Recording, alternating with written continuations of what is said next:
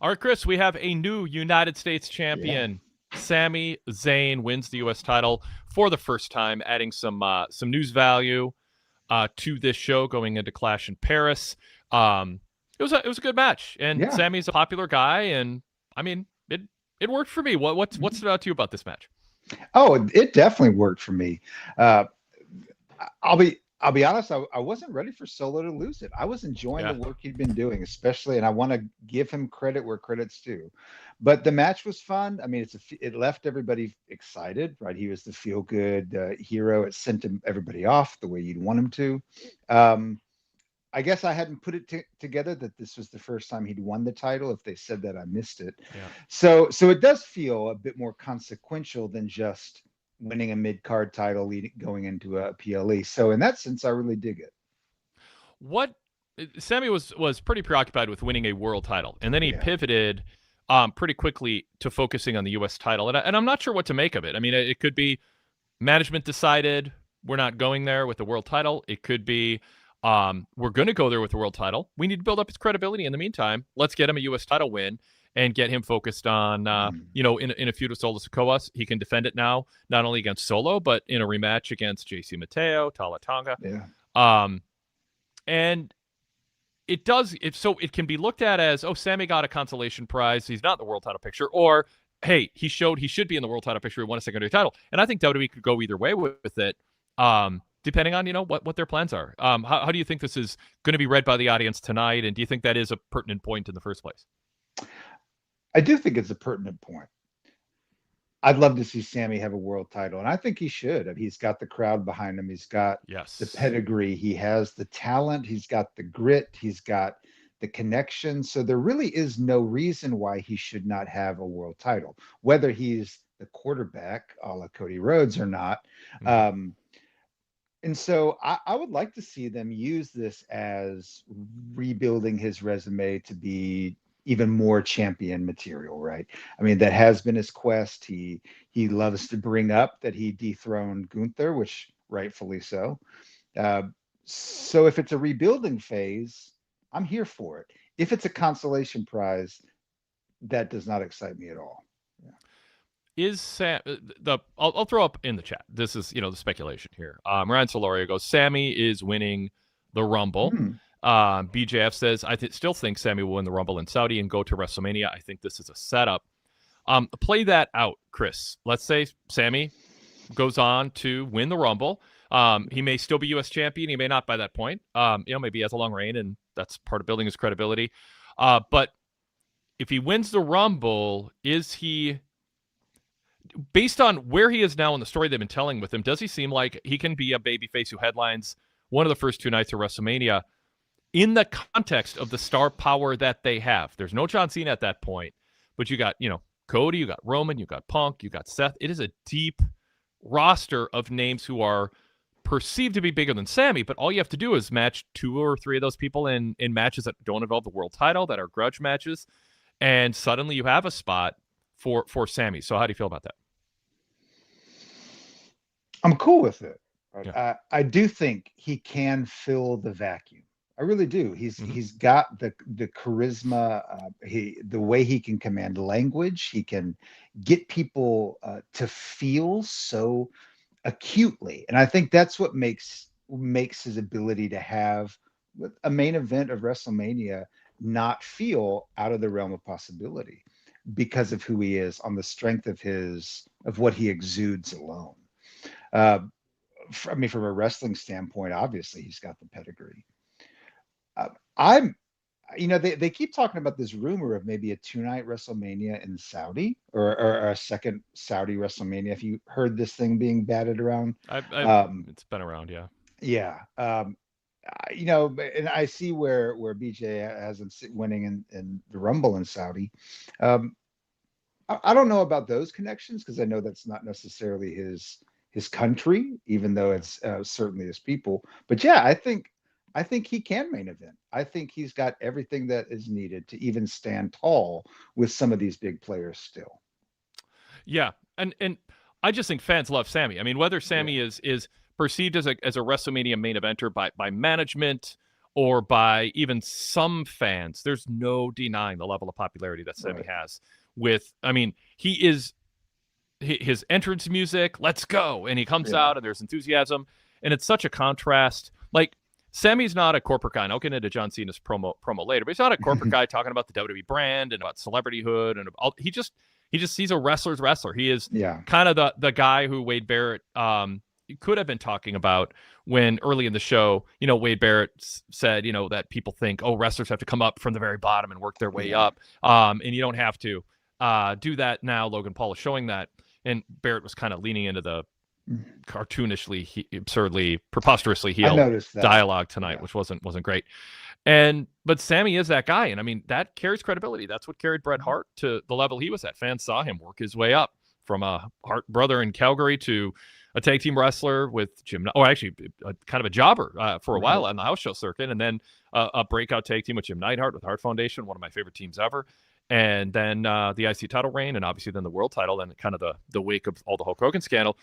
Sami's kind of that guy too, who fans have watched come up through NXT, and obviously a lot of fans even before that. They're certainly cognizant or aware that he has that pre-NXT history, even on the indie scene, going back to his days with KO and the Canadian connection. So then it peaked with the Montreal quest for the world title, and I often refer to that as like a peak wrestling experience when fans aren't thinking about anything, but we want this guy to win a title because a title means something, and this guy deserves to have it, and they get pulled into the story. I think Sami can do that as a babyface. I think he could also do it as a heel, but I think it'd be best for him to main event WrestleMania as a babyface. But I'm not ruling out, just based on some hints they threw out, which they might have abandoned or might have been red herrings, or I might have read too much into, that maybe the frustration about winning the world title is going to lead to him. And this might be a story they tell with the U.S. title reign, by the way, and how he ends up losing it, is he realizes he can't play nice and get that next step. He can be happy winning the U.S. title, and he sold it tonight, but his heart might still feel kind of empty that it isn't a world title. And that might be why they told the world title story first, and now they're telling U.S. title story, because Sami's going to say, this is great. I don't mean to not be appreciative, but I've won secondary titles before and titles other places, but I want to be world champion. And if he can't get that being this Sami Zayn, maybe he wins the Rumble nefariously. Maybe not. I think those options are open, and if they hint at them, even if they don't plan to go there, I think it's a compelling story to tell. I like Sami as a babyface, and then the question is he the guy who, say, unseats Seth Rollins if he chooses to face the champion from Raw? Does he face Cody in a face-face matchup, or is Cody heel by then? I don't rule that out. I'm against turning Cody that soon, but if you turn Cody and Sami is his first WrestleMania opponent, it doesn't feel like a rerun where it's like it's Roman Cody. Okay, Roman good guy, Cody bad guy. That was going to happen. Or CM Punk good guy, Cody bad guy. Oh, it's the same people sort of incestuously just trading main events with each other.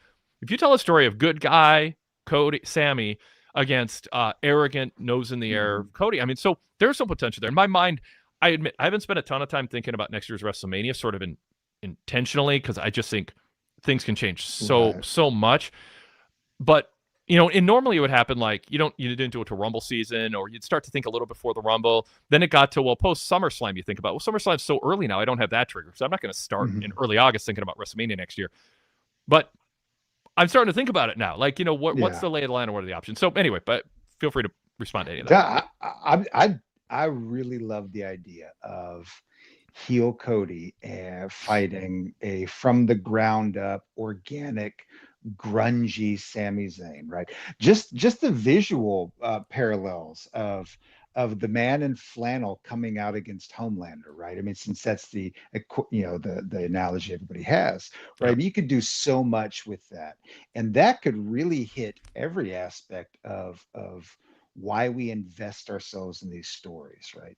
There's something awesome, because if Sami Zayn is functionally the everyman, right, is the viewer's entry into this world, right, then what would happen, to follow your story out, would be we would have to kill our hero, right? Like we would have to fight Cody Rhodes in our surrogate. That's a cool story, Wade. You better copyright that now, by the way. But I think that could be really something special.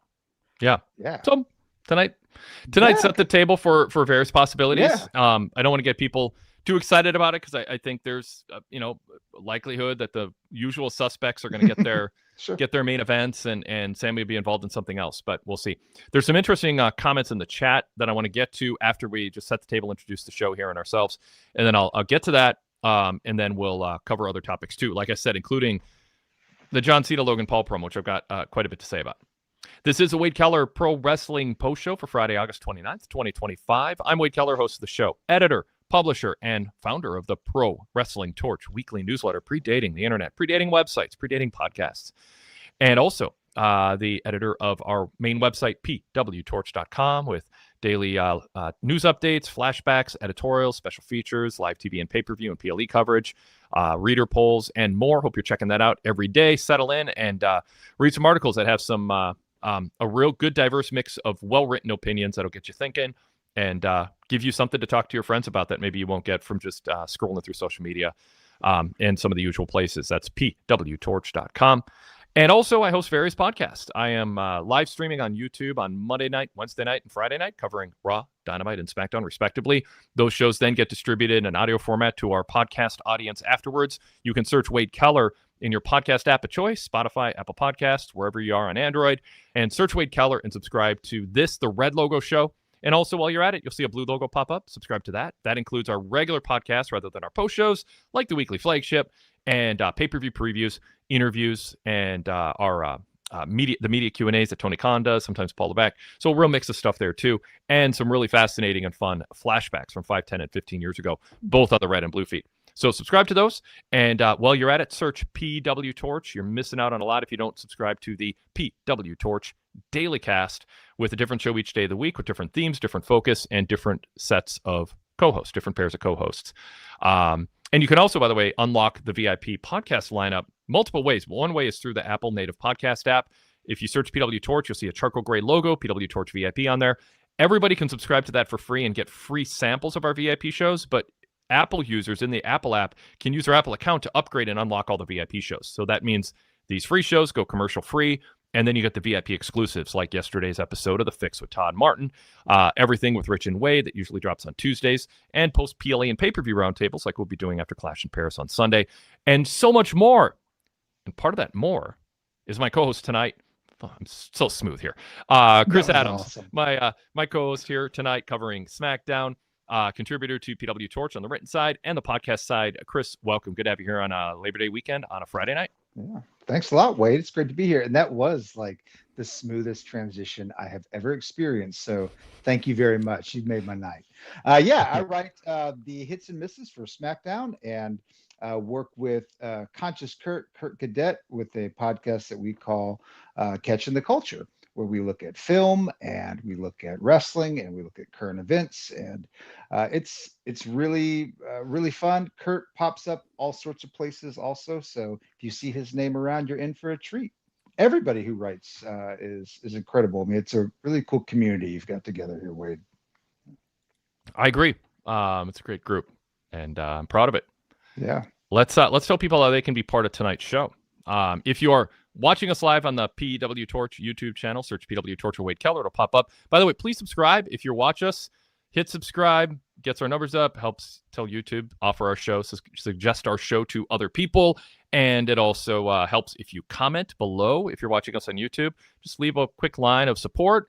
You can criticize us. You can point out errors I make or whatever. I mean, just comment. That engagement helps. I have thick skin. I think most of us do. We all put our opinions out there, and sometimes we hear counter arguments and go, "Man, where were you when I was live?" That would have been helpful to think about. So I welcome that. I've been doing this a long time. I don't need to be think of everything and be right all the time. But I appreciate you choosing to listen to our post show and care about our take on things. And I appreciate that. And you can give back a little by commenting in the comments area on YouTube. You can also give us a 5-star rating in Apple Podcasts or Spotify, wherever you listen to podcasts, if you're on the podcast side of things, which most of you are. And thanks to our loyal audience on that side of things, too. The other way you can participate in the show is by email, wadekellerpodcast@gmail.com. wadekellerpodcast@gmail.com. That's especially a shout out to our podcast audience. We used to live podcast on Blog Talk Radio. We switched to YouTube over a year ago. If you are downloading the shows after we go live, it's hard to participate because we've already recorded the show. But if you do watch Raw, Dynamite, or SmackDown, email us during the show with your thoughts or questions. That's also a good way to send feedback or questions for the flagship. And finally, you can be a caller on the show. Just look for the link to that in my TV reports at PWTorch on the VIP website and on our Patreon page. And you can join us with your camera on or camera off. You can be an audio caller like our Blog Talk days or be on camera here also. All right. I think that covers what we need to cover. So let's get back to the conversation. I said we had chat comments I wanted to get to. So good bit of comments and conversation. I'm combining two words at once. I got to slow down. Darrell said it was a good win for him regarding Sami. Yeah. Let's see. Derek Mitchell says it was great Sami won the U.S. title. Nothing wrong with being the U.S. title. Over 38 Hall of Famers have won the U.S. title. I'd like to see him win a world championship down the road at some point, and that is certainly a story that they were telling. Scott TPA says, I'm not a fan of Sami winning the Rumble. You can elaborate on that if you would like. Ryan Solorio says, since Sami is on SmackDown, Sami versus Cody at Mania? Well, we covered that. What other possibility is there? You got Sami versus Cody, you got Sami against Seth, but someone else might be champion by then. What intrigues you for a babyface or a heel Sami in terms of a storyline? And is there another option you like better than if the current champ matchups? All right, so let's say that it's possible that Kevin Owens is sowing seeds for a return, which he's begun to do, right? Yep. Finally, main eventing Mania against each other, Kevin Owens, Sami Zayn. That would be my pick if KO is healthy enough. Yeah. Brock Bennyfield in the chat said, when KO scheduled a return, maybe he can take the U.S. title from Sami. Yeah, I mean, he could. Yeah. I don't think and I love Kevin Owens as a performer and great career, great in the ring, great on the mic, everything, one of a kind. I don't know that KO versus Sami for the world title is WrestleMania main event. I mean, it is in a way, and it should be in every way. But for Sami to go back to a feud he's had in NXT and in WWE and before that, and to have that be for the world title, it'd be special. It's not. I'm not like, oh God, don't do it. Yeah. But there's something about Sami being against not sadly a second tier guy like Kevin Owens is. I mean, he's bottom of the top tier. You know, he's not like second tier, whatever. He's more than like LA Knight and Solo Sikoa. They're kind of second tier guys. There's no shame in that. They're top of the second tier. They get pushed, but that second tier is for people who might visit a main event, but they're not going to be consistent even if people get injured. That's just they just don't quite have it. They've been defined down, or they just don't have it. Sami is more than that, but he should be against somebody who is way more than that for it to feel like it can actually headline one of the two nights. What I'm worried about is KO Sami is opening night one of WrestleMania for the world title or WWE title. If KO were to win the title by then, and I don't think he's going to either, but whatever. And then you end up with a women's match or a special attraction match instead. So that's my first thought on that. And I could concede those points, especially if Sami is not top of the top. So you're really going to have two not top of the card guys. You could make I guess one could make the argument that Gunther Jay was something similar to that, even though Jay's metrics, I mean, his popularity certainly, but he's not at top of the card still, right? In the way that these other people are. So I can concede that. If not KO, then who does your mind go to? Or do you have a person in mind yet? I mean, heel Sami against a babyface Roman, a heel Sami against a babyface Punk, a babyface Sami against a heel Punk. Trying to think of I don't want to say Lesnar's name, but I mean Lesnar's out there. Those are top tier big names, and that's what I mean. It's like it's Braun Breaker's not ripe to be like a heel opponent for Sami, and he shouldn't be champ by then. I mean, like, we can pluck some names up, but it's like, to me, Sami as a babyface trying to take the title from Seth is sort of like the bottom rung of what I think would be needed for Sami to headline a WrestleMania night. And I also don't know that I'm necessarily advocating for Sami to headline a WrestleMania night, because I hope that Rhea Ripley's a big enough star by then, or Charlotte is, or who, that the women's division has a match that can headline night too. I don't want to go too many years in a row where women don't headline. Like, I want women's title matches headline 2 out of 3 WrestleManias one of the nights. I just, so when I advocate for that, I'm sort of saying it'll feel like it would be okay being an opener, but I'm actually okay with it being an opener because I want the women to have a hot enough program that it works. So and I mean, Cody or Roman are going to be headlining night too. I'm sorry, they just so whatever they're involved in, that's or them against each other or one of the others. So all right, so with Roman, if you have babyface Roman, and I would want it to be a true babyface Roman. I do not like this kind of like I've not changed Roman, but I'm a babyface Roman. Like I would want there to be some actual like I don't know, more than just these kind of superficial conflicts at play between the two, like ideological differences, how, those kinds of things to me would be interesting. You've got the story of the bloodline that you could fall back on. So there's rich emotionality there. And I mean, Roman's, that would be cool. So you're messing with a hot babyface in Roman. It took a lot of effort to get him cheered, and fans love Sami so much, and you're replaying Montreal, but with like, I like Sami as a heel against a babyface Roman better than making fans choose. There's just too many make fans choose. We're seeing that Sunday too.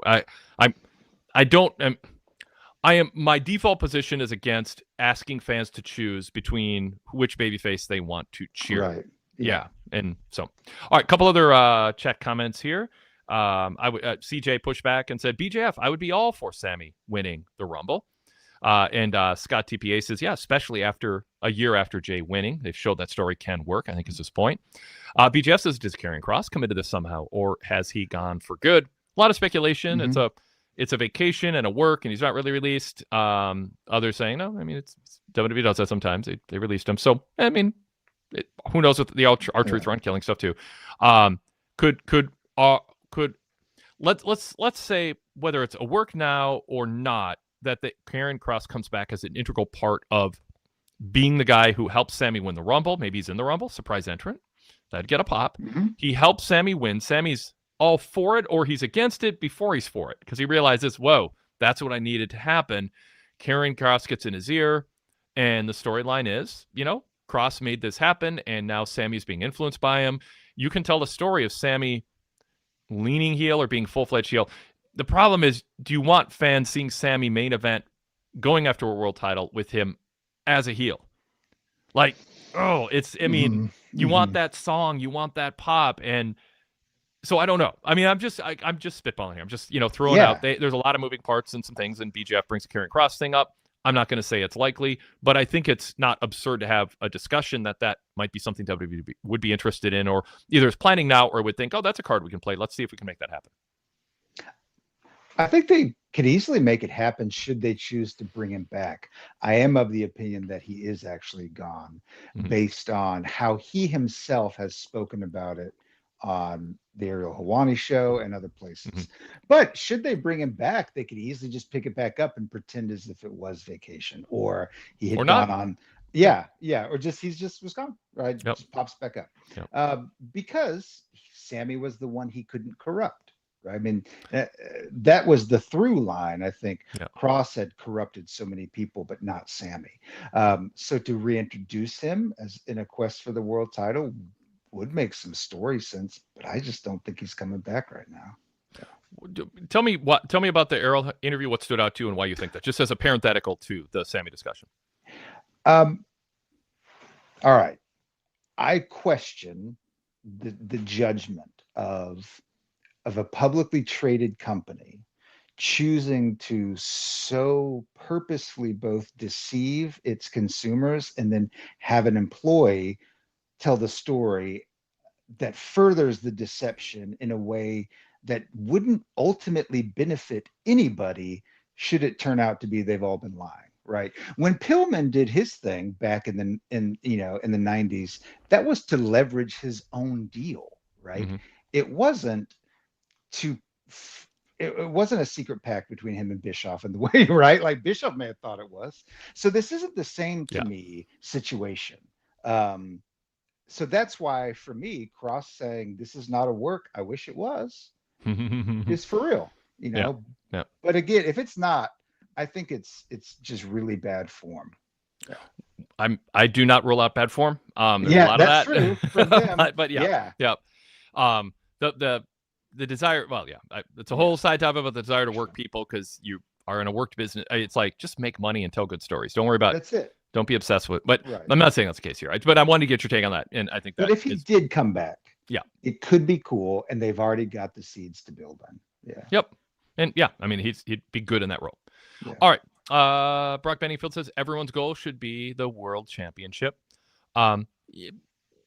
Yes and no. I mean, I think there's some people who would seem delusional if that was their goal. I think there are other.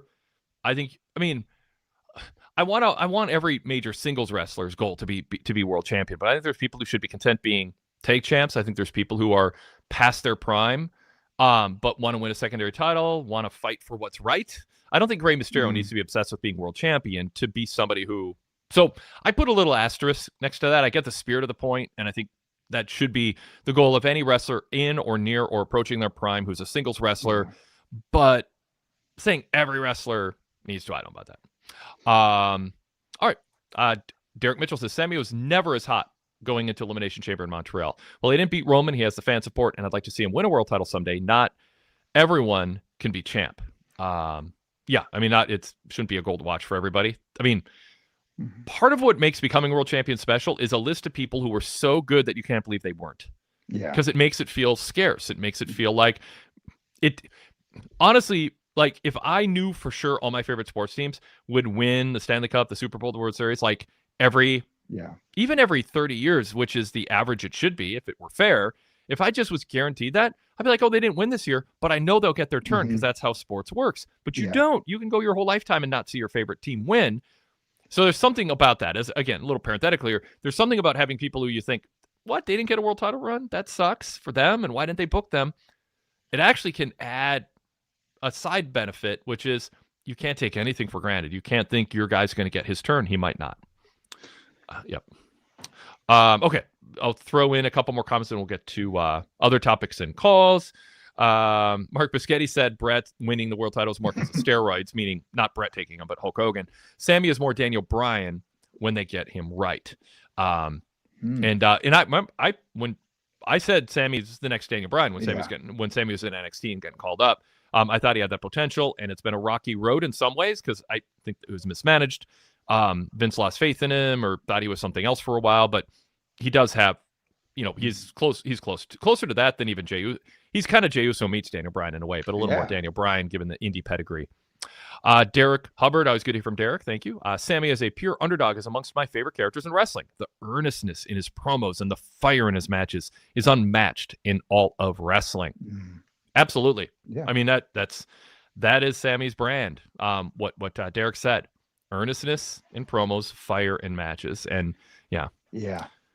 He has a good way, and before his interviews, Chris, is just looking like a nice guy who's going to be nice to the interviewer. Yeah. And there's merit. I wrote in my Hulk Hogan commentary in the Pro Wrestling Torch newsletter for VIP members. One of the things that was cool about Hogan early on in the early Hulkamania eras, he was just nice to me and Gene Okerlund. He was his buddy. And wrestling fans are like, if he's buddies with Gene, he'd be buddies with me. Like there is, and Roman missed that. Roman didn't get that. He didn't get any. But anyway, I've talked about that too this week. But it's okay to have different types of baby faces. But Sami, seems like a cool guy who's going to be nice to Kathy Kelly. And I think that there's room for that kind of baby face in a roster in the top tier. Chris, sorry. The endearing quality of his sort of normalcy. The interview he had with Kathy Kelly, you can see that he was actively covering some thinning of the hair, which, as you can tell, I'm very sensitive to. So that immediately made me love him more. Like, there's a dude who rocks the hair he wants, and he knows who he is. And that embrace of the earnestness of who he is I think what makes all of us similar to KO. Like, those are two people who know themselves. And when we watch people who so fully embrace who they are and the just the beating heart of their personhood, we want to get behind that, and that's what I love about Sami. That's what attracts me to him. All right, another comment here. Darrell says, with Sami winning, how does this push the story they want to tell with him in the old bloodline and Solo's crew? I mean, I think the answer the first layer of the answer is obvious. He's going to probably defend against Tala and JC Mateo and Tonga and eventually Solo again or Solo first and the others afterwards. I don't know if there's a lot more beyond that. But they did mention it on commentary tonight that, Sami has a history with the original Bloodline, and Solo and him were both there at the same time, and there's a history there. So I don't know. You got some TV matches out of this. Right. That's good. That's the sense I get, is it'll be some nice feuds for Friday night. Yeah. Yep. And 1 or 2 PLEs. Yep. CJ says, hopefully 2026 will be the year for Sami and Bayley. Thanks, CJ. You let us down if you didn't mention Bayley there. BGF says, Sami has everything. Promo skills, in-ring, charisma. Just in the last few years has been bad timing with so many other main eventers. I think 2026 is his year. So definitely some support for that. Derek said, Sami winning the Royal Rumble in Saudi could be visually appealing. Some might say visually appalling as a counter to that, depending on their view of big events happening. Yeah. And Ryan Solorio goes, didn't you hear Sami a couple weeks ago? He's no longer underdog Sami. He's Mania main eventer Sami. LOL.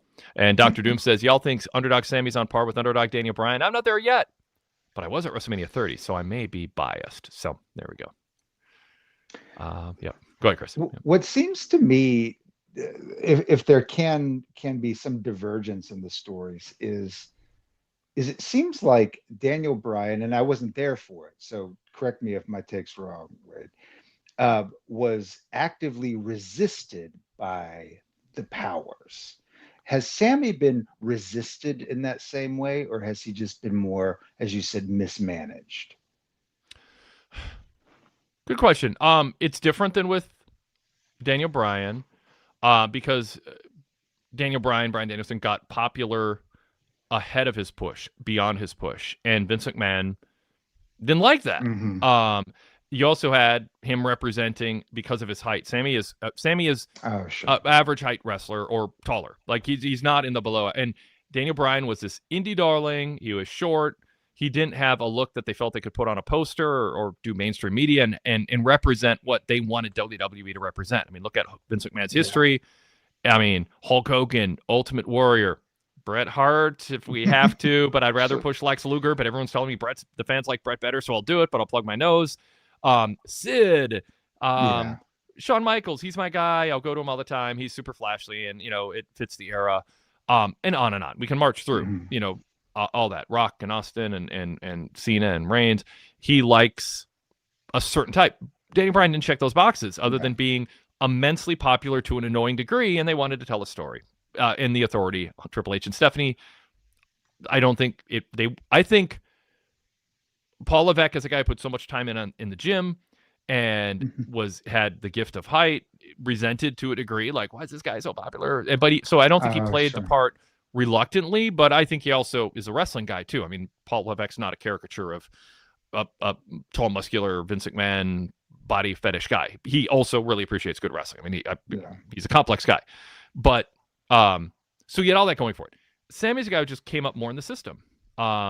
And even though he had experience obviously before that, and he has some height, and so I don't know. I think it was mismanaged in the sense that Vince put him off into kind of goofy, less than he wasn't protecting him to eventually be a main eventer, and I think he underestimated that. But there might have been a little hangover from Daniel Bryan too. And he had other things going on.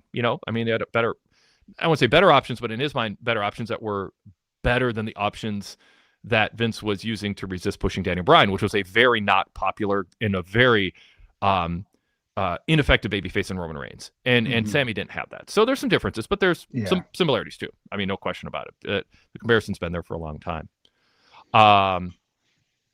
Let's see what Derek says about Karen Cross in the chat. Karen Cross manipulated a vocal minority to loudly support the belief that he is better and more valuable than he is. The lack of interaction from the live audience when he was given a chance was the tell.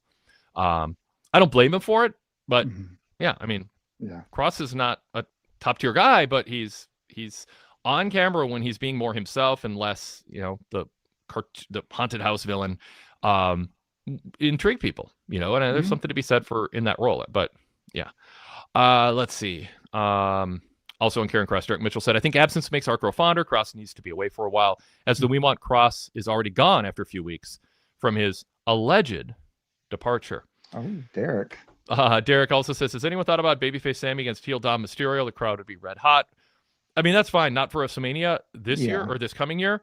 But if Sami's still wrestling in like 2-3 years when Dom is a top tier main event headliner, and I'm not ruling that out, by the way. Yeah, I mean, it's a Bret Hart type path in a way where it's like, oh, he's there from the beginning with us, and we've been on a journey with him, and he's talented, and whatever. That can happen. As far as Sami versus Seth, Derek Hubbard says, it's a match I would support being on the Mania card in a world title position. I would not want to see heel Sami win the title. It undermines the journey. And I did bring that up. I mean, but you can have heel Sami come up short and then turn babyface again and eventually win it, just not at WrestleMania. I mean, there's just there are lots of paths that they can take. Let's see. There's another comment in here I want to bring. Oh, Derek Hubbard said, I believe Sami believes everything he says. His promos do not seem written or rehearsed. That's the earnestness part of it. We also have the possibility of Drew McIntyre being champ by then. BJF says, I feel Drew could become, I should have mentioned him earlier, but I believe Drew can become champ again, not because he didn't have a title run, but because he carried the COVID era. So he needs another run. I mean, I don't think they owe him another run because of COVID, but it was a bummer. And he did represent well during that time. And you don't want that to be, well, you had your chance. It just wasn't very special because you weren't there. So Drew heel as world champion against Sami if they can, because Drew could be Cody by then. And Cody ends up turning heel because he lost the title. And it's a heel Cody against a babyface Roman or, CM Punk or something. I mean, there's a lot of stories you can tell with Cody without the title, especially if they turn him heel. Again, not advocating for it, just really trying to hit the spectrum of things that seem plausible on the trajectory that things are potentially going in. I wanted to have enough qualifiers there to cover myself. Cool. Okay. Go ahead, Chris. So they could tell a story with Sami that it felt like they maybe were gesturing towards with Jay in that what does one need to do to hold on to the belt when it feels like you're reaching like the frayed ends of sanity, right? That to me would be a interesting way to get to a heel Sami after he's become champion. That the heel turn is about the total distress of it all, which they reference, and they've toyed around. CM Punk has said that to Cody a few times, but they've never really done it with anybody in the last couple of years. That could be an interesting way for me to see somebody who we all love and we watch them fall to pieces and they can't do anything about it. That would make me sad for Sami. Yeah. And you want fans buying in that way where they get sad, for it. Mark Biscotti says face versus face Sami and Cody match could be the best story. Could be a really good one. Best is a strong word, but it might be. We'll see. All right, let's bring Jason D from Australia into the conversation and see what he has to say. Jason, welcome. Good to talk to you as always. What's up? Yeah, thanks, Wade and Chris. Just listening to what you guys are talking about, and thinking about a babyface Sami Zayn up against maybe a babyface Cody that's kind of turning heel intrigues me, especially a condescending Cody Rhodes, because I like where they were going tonight with Drew McIntyre and Randy Orton, and Drew telling Randy that Cody is only friends with Randy because he wants to get intel on him. I don't know if you guys have talked about that yet, talking about his back and everything. I really like that segment.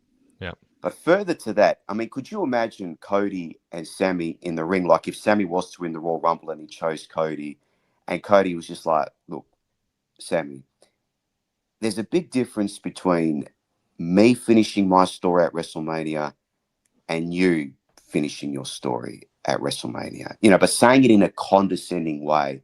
And Sami's like, I'm not sure I understand what you're saying here, Cody. And playing off how, Cody looks good in a suit and TKO wants Cody to be champion. And really, Sami's not the type of champion that they're looking for. But Cody's saying it in a way where he's trying to be friendly, but he's having a dig at Sami and playing the story that the reason why Cody and Sami have been friends over these years is because Cody never really saw Sami as a legitimate threat. Now, there's something you can sink your teeth into. That's something that I look forward to. Yeah. Not this dastardly heel Cody, but this conniving type of condescending Cody. And then we get a full-on heel Cody leading into that. So that's That's the story worth digging into. If they did Sami as a babyface and Drew as a heel and Drew as the champion, that's almost predictable that Sami's going to win that, because they've told the story already that Sami hasn't got a victory against Drew. Like, Drew is 10-0 against Sami. Sami has never defeated Drew one-on-one. So to me, you're kind of going down the path of Gunther and Jey Uso. So even though you could tell that story, I think Cody and Sami, you can sink your teeth into more there. So, yeah, I'm excited if they do go down that path. But in regarding to the appeal to me for Sami, and look, as I said, I'm not really in ring. Like Dr. Doom said, you know, he's 75% character, 25% in-ring work. I'm kind of the same. For me, as long as you're not dropping people on their head and you're half decent in the ring, I'll buy you. You know, what got Sami over for me is his ability to talk in a way that doesn't seem scripted. Everything he says seems like he's talking off the top of his head, and he says it in such a natural way. And I think that's what really got him over in the bloodline. I think that's what really gets him over. It's not that it's just that he's the everyman, but he talks in a way that doesn't seem scripted. And Kevin Owens has mastered that too. They just talk in ways where they're just thinking off the top of their head, and everything they're saying matches who their character is. They're not worried about making sure their inflections at the right time and they're doing this all correctly. It's just off the top of your head. It comes across natural. And I think that's what's really gotten them over with the audience, on top of their wrestling ability. Chris, what do you think? First off, Jason, I love your takes because they're so well thought out. It's fun to talk with people who care enough to think through it, right?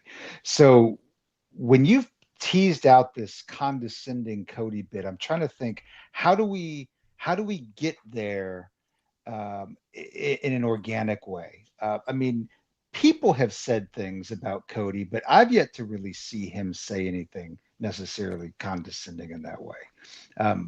So how do we get to that point where it feels like that's natural for Cody? Jason, do you have something in mind? I think I think there's a lot of paths there, and you just have Rock show up, and I mean, it could involve Rock. It doesn't have to. Part of me doesn't want Cody to be overshadowed once again, but realistically, that is a path, and Cody has left that door open. But Jason, do you have anything in mind, or do you think that's a hard situation to conjure up and execute? No, I don't think it. Thanks for the compliment, Chris. But no, I don't think it is hard to get there, because I think Cody is borderline there. I really like Cody, and to me, he comes across authentic. I like him. I don't see nothing. Some people have accused him of being fake or too much of a politician.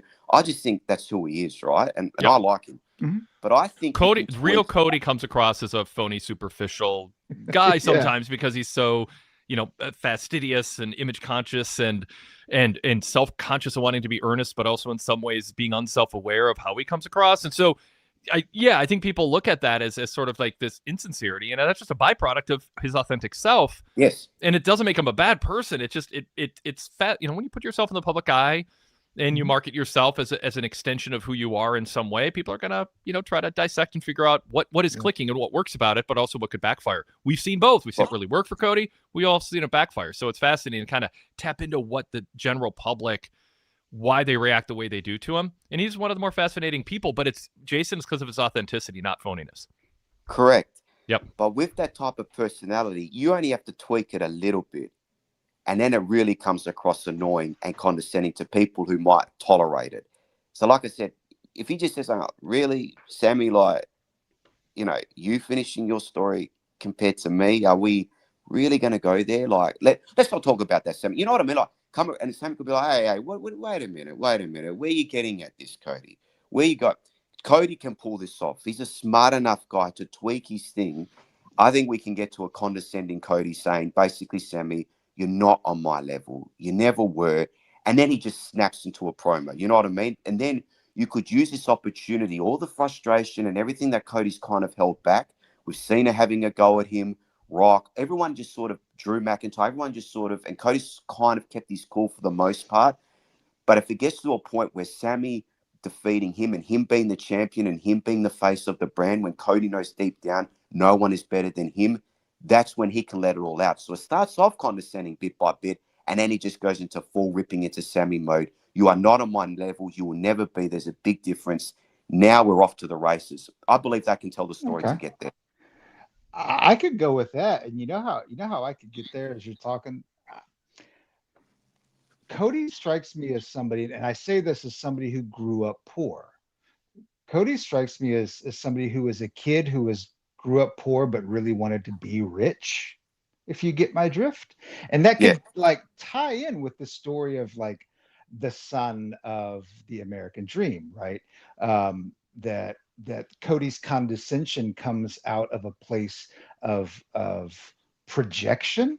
Yeah, that could be cool. I could really rock with that, Jason. That's awesome. Yeah.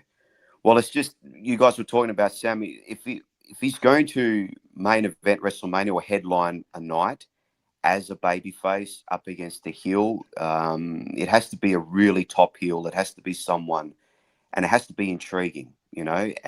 But there's a story to be told because Sami is such a good storyteller, and he needs something to sink his teeth into character-wise. And I think him and Cody could get there, and you could achieve two things: Sami Zayn as this ultimate babyface that the crowd want to see win, and Cody Rhodes turning into this type of heel where all the frustration that he has felt from everyone just having these constant digs at him, it finally comes out and he unloads on Sami. So that's where I could see it heading. But Jason, quick yeah. before you move on, do you think Cody is showing signs of being bored as a babyface, or do you think Cody is showing signs of trying to figure out how to make the case to remain babyface?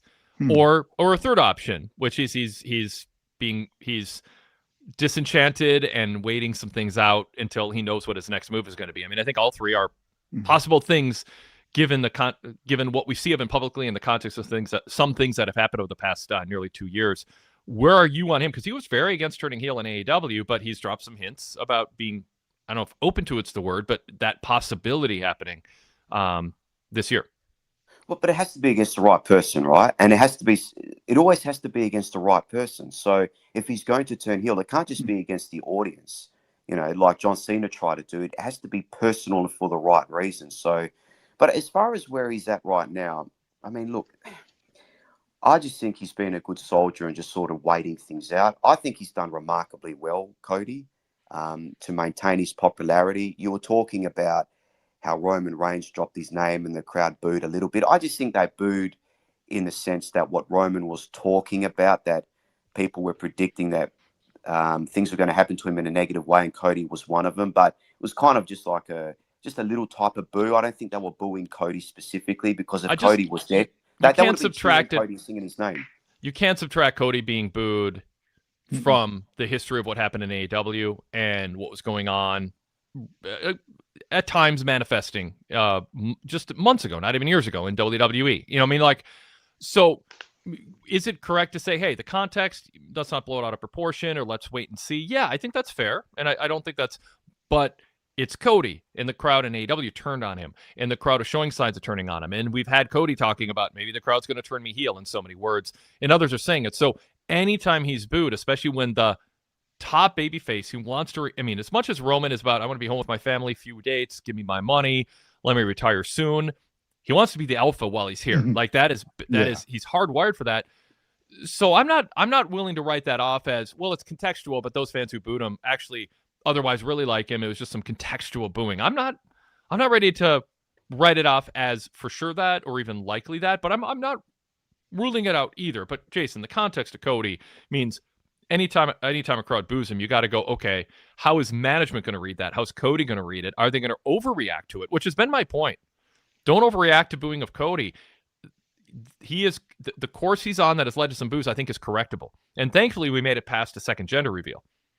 We didn't get that. Well, congratulations to the two of them as well. But, where I thought Cody would have been booed or have somewhat of the crowd booing him was his feud with Kevin Owens.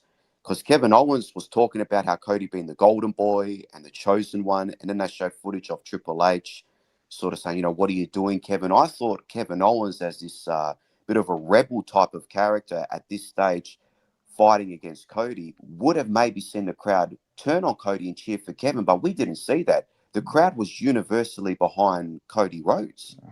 And I thought Kevin Owens, with his credibility and his background and the way that he talks and the way he comes across, that might have been a chance for people to turn against Cody, but they didn't do that. Not in his feud against Kevin Owens. And Kevin was going out of his way to say, oh, you're the golden boy and you're the chosen one. And he's not the only person that said that. Other wrestlers have said, you are the chosen one, you are the quarterback, you're the golden boy. And normally when you hear those phrases, that's sort of like a dog whistle to say to the crowd, yeah, you got to boo this guy because this is who management wants. But they haven't done that so far. Mm-hmm. I'll throw in a quick plug on the Wade Keller Pro Wrestling podcast this week. Jason Powell and I led with a discussion of was Cody cheated out of the run he deserved as the true centerpiece, top-tier babyface. So search Wade Keller in your podcast app. If you haven't yet, subscribe to that. You can find a link. If you search Wade Keller Podcast, you can stream it too, but it's best to subscribe through your podcast app and look for the flagship from a few days ago with Jason Powell, where we went in depth on this. And part of it was my frustration, which we'll get into soon here, with John Cena treating Cody like some 26-year-old upstart who hadn't sold out more stadiums with larger crowds than Cena ever did in the same type of time period, and who had 100% of the fans on his side for a whole journey, and Cena never had that. And then Cena is arrogant and delusional enough to think he's the one who should whisper in Cody's ear and give him a pat on the shoulder, a pat on the head, and say, "Good job, kid. You're going to be something someday." And it's like, Jesus, come on. So Cody's being treated as somebody who is still like trying to break out of Stardust, or the guy grooming him, giving grooming tips on TV. And it's like, this is the biggest star of his era during WWE's biggest run, and everyone is tripping over themselves trying to put somebody else above him on the card. So Jason and I talked about that on Tuesday, and I think that's another complexity of this Cody era, and why I continue to say don't turn him heel yet, because he should have a run for a couple years as a babyface, just being treated, have his push curated in a way that steers away from things that cause fans to boo him, and let him figure it out against heels. And don't do meta crap. There's way too much meta stuff going on. There's way too much bigfooting by outside stars and interlopers. Just let Cody be a lead babyface, get WWE back on track, and line up heels. So I just want to get that in there, Jason, before I throw it back to you. We talked about it on the podcast Tuesday, but let Cody have a year or two of just being, I don't care how excited they are about a storyline with him being a heel, and it will be good if they do it. And there have been way worse decisions that I'm sort of against than that. But I feel like you'd still be missing out on just pure Cody getting a couple years of just being the headliner with a lineup of heels going after him. Let him get the Bruno, Bob Backlund, Hulk Hogan style run, and I think it'll work. All right, Jason. No, I agree with what you're saying as well, Wade. I still think the thing that hurt Cody the most was not getting that victory against The Rock, and just being all friends with him again after all the brutality that The Rock did to him. But we've gone down that path before. I mean, that to me is always going to annoy me. I think that did the most damage. Them just smiling and all being happy. Oh, we drank tequila afterwards, and just blowing that whole thing off. That's, in any event. But just one quick thing, which you mentioned about John Cena, right? How you were upset that he didn't sell too much. Well, he just didn't sell at all about losing the championship. I agree with you in 99% of situations, but in that particular situation with John Cena, the reason why I don't have an issue with him not dwelling on losing the championship is because he said that his aim for winning the championship was to ruin wrestling and take that championship back. So I don't think that they wanted the crowd to think about him losing the championship being sad, because his intentions were not that nice. So if he loses that championship and just kind of moves on and we forget about that, which is what they want people to do, I don't have an issue with that. So him not dwelling on that, that is the exception to the rule. That's why. So it's a high bar to say don't dwell on it. I just think mention it. I'm not for anyone dwelling on anything. So I just, as a blanket statement. So that's a low bar. But what I wanted Cena to do is lead with the world title, and frame it. And maybe he frames it in a way that incorporates what you're saying, Jason. I wanted that title. I want to set the record, but I also wanted to ruin wrestling with it. And as much as I wish I beat Cody, and I tried to beat Cody, Cody was a better man. And he also, by Cody being the better man, stopped me from retiring as champion. And while part of me wishes I could, part of me listens to the old Cena of a few weeks ago, a few months ago, and says, maybe it's better for Cody to carry the title through the rest of the year. I won't be seeking a rematch. I got my record title reign. I got other business to take care of. Cody was a better man. WWE's in good hands with him on top. That title reign I will cherish, even if I won't be proud of some of the ways that I retained the title. And I hope again, I'm freelancing here, and this is all up for edit. Like if you're sitting down with Cena trying to come up with, or you're just in Cena's own head trying to come up with it. But that's what I was looking for, Jason. Is whatever the short term interests are of fan emotions when it comes to the story Cena told is flimsy, and as much as they pivoted away from it in such a jarring way, I don't really want to then dictate the post promo based around trying to protect the integrity of the heel run and what that was based on, that they just abandoned on short notice. But I think you need to put everything you do through the filter of, we need to protect the prestige of the world championship.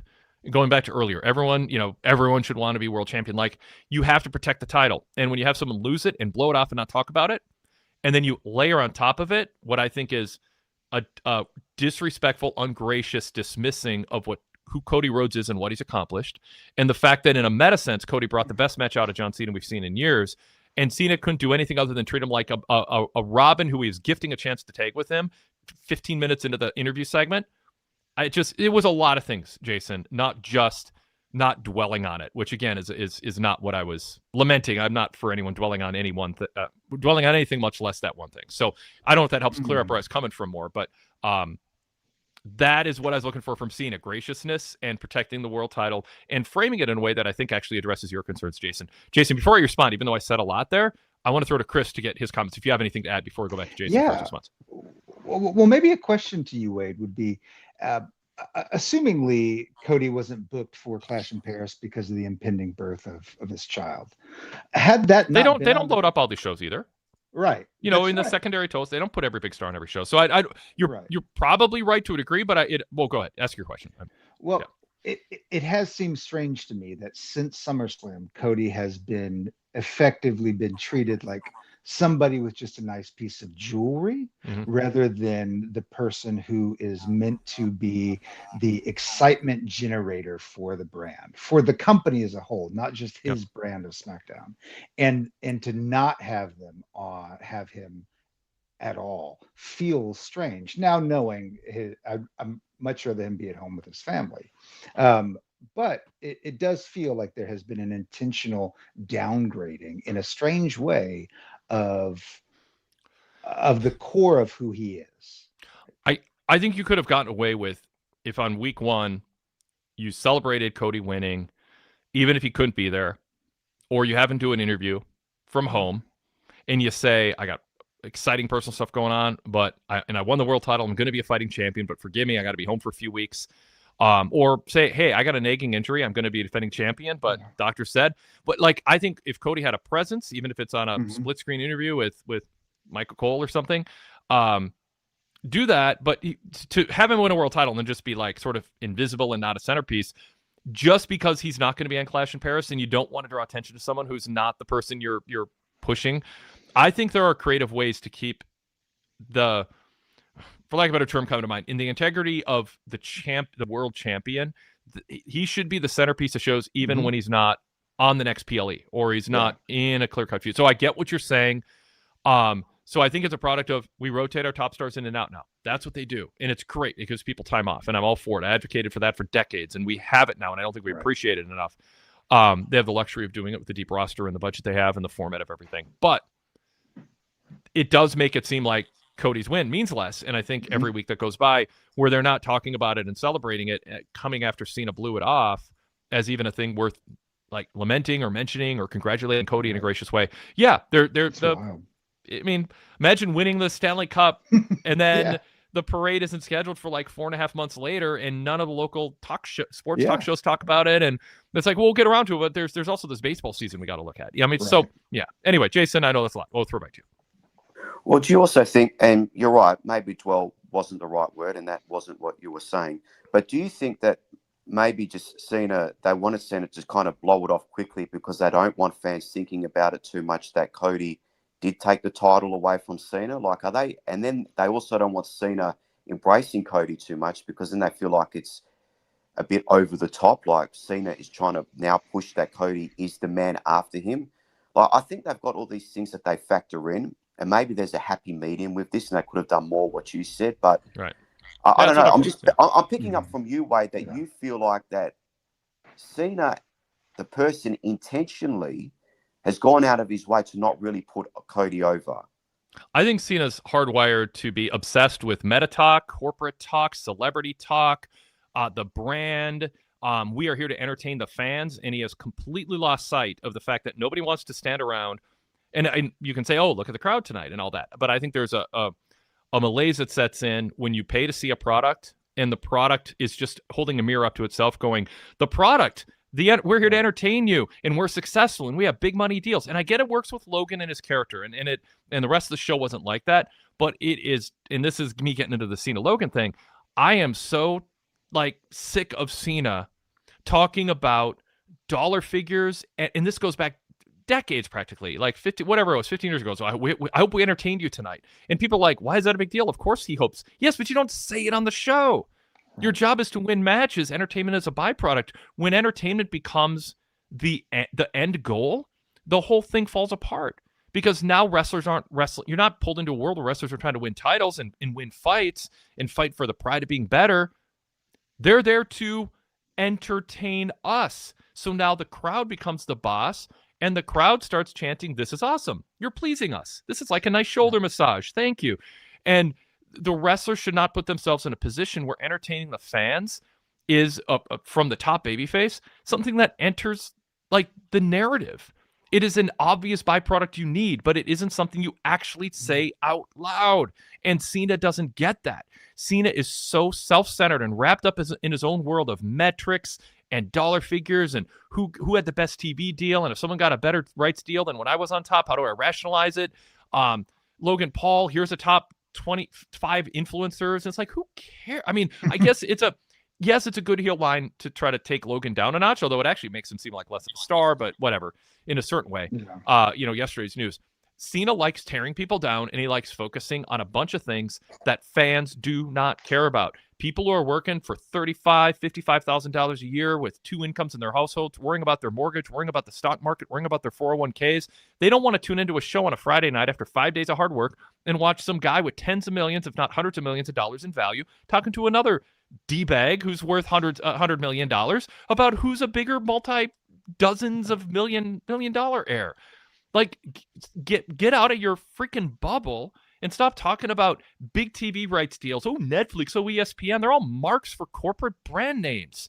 They're corporate brand names. What fans want to do is pay money, show up, and watch people wrestle for a championship that feels like it's the most important thing in the world during that time they're watching wrestling. They don't want to hear John Cena stand in the freaking ring for 20 minutes talking about TV deals and money and who's the top 5 influencer and have we entertained the fans enough. And then it's the faux inspirational speech BS. Like back in the day in the mall, there'd be that store that had all the inspirational messages that's supposed to, all this trite basic stuff that's presented as profound.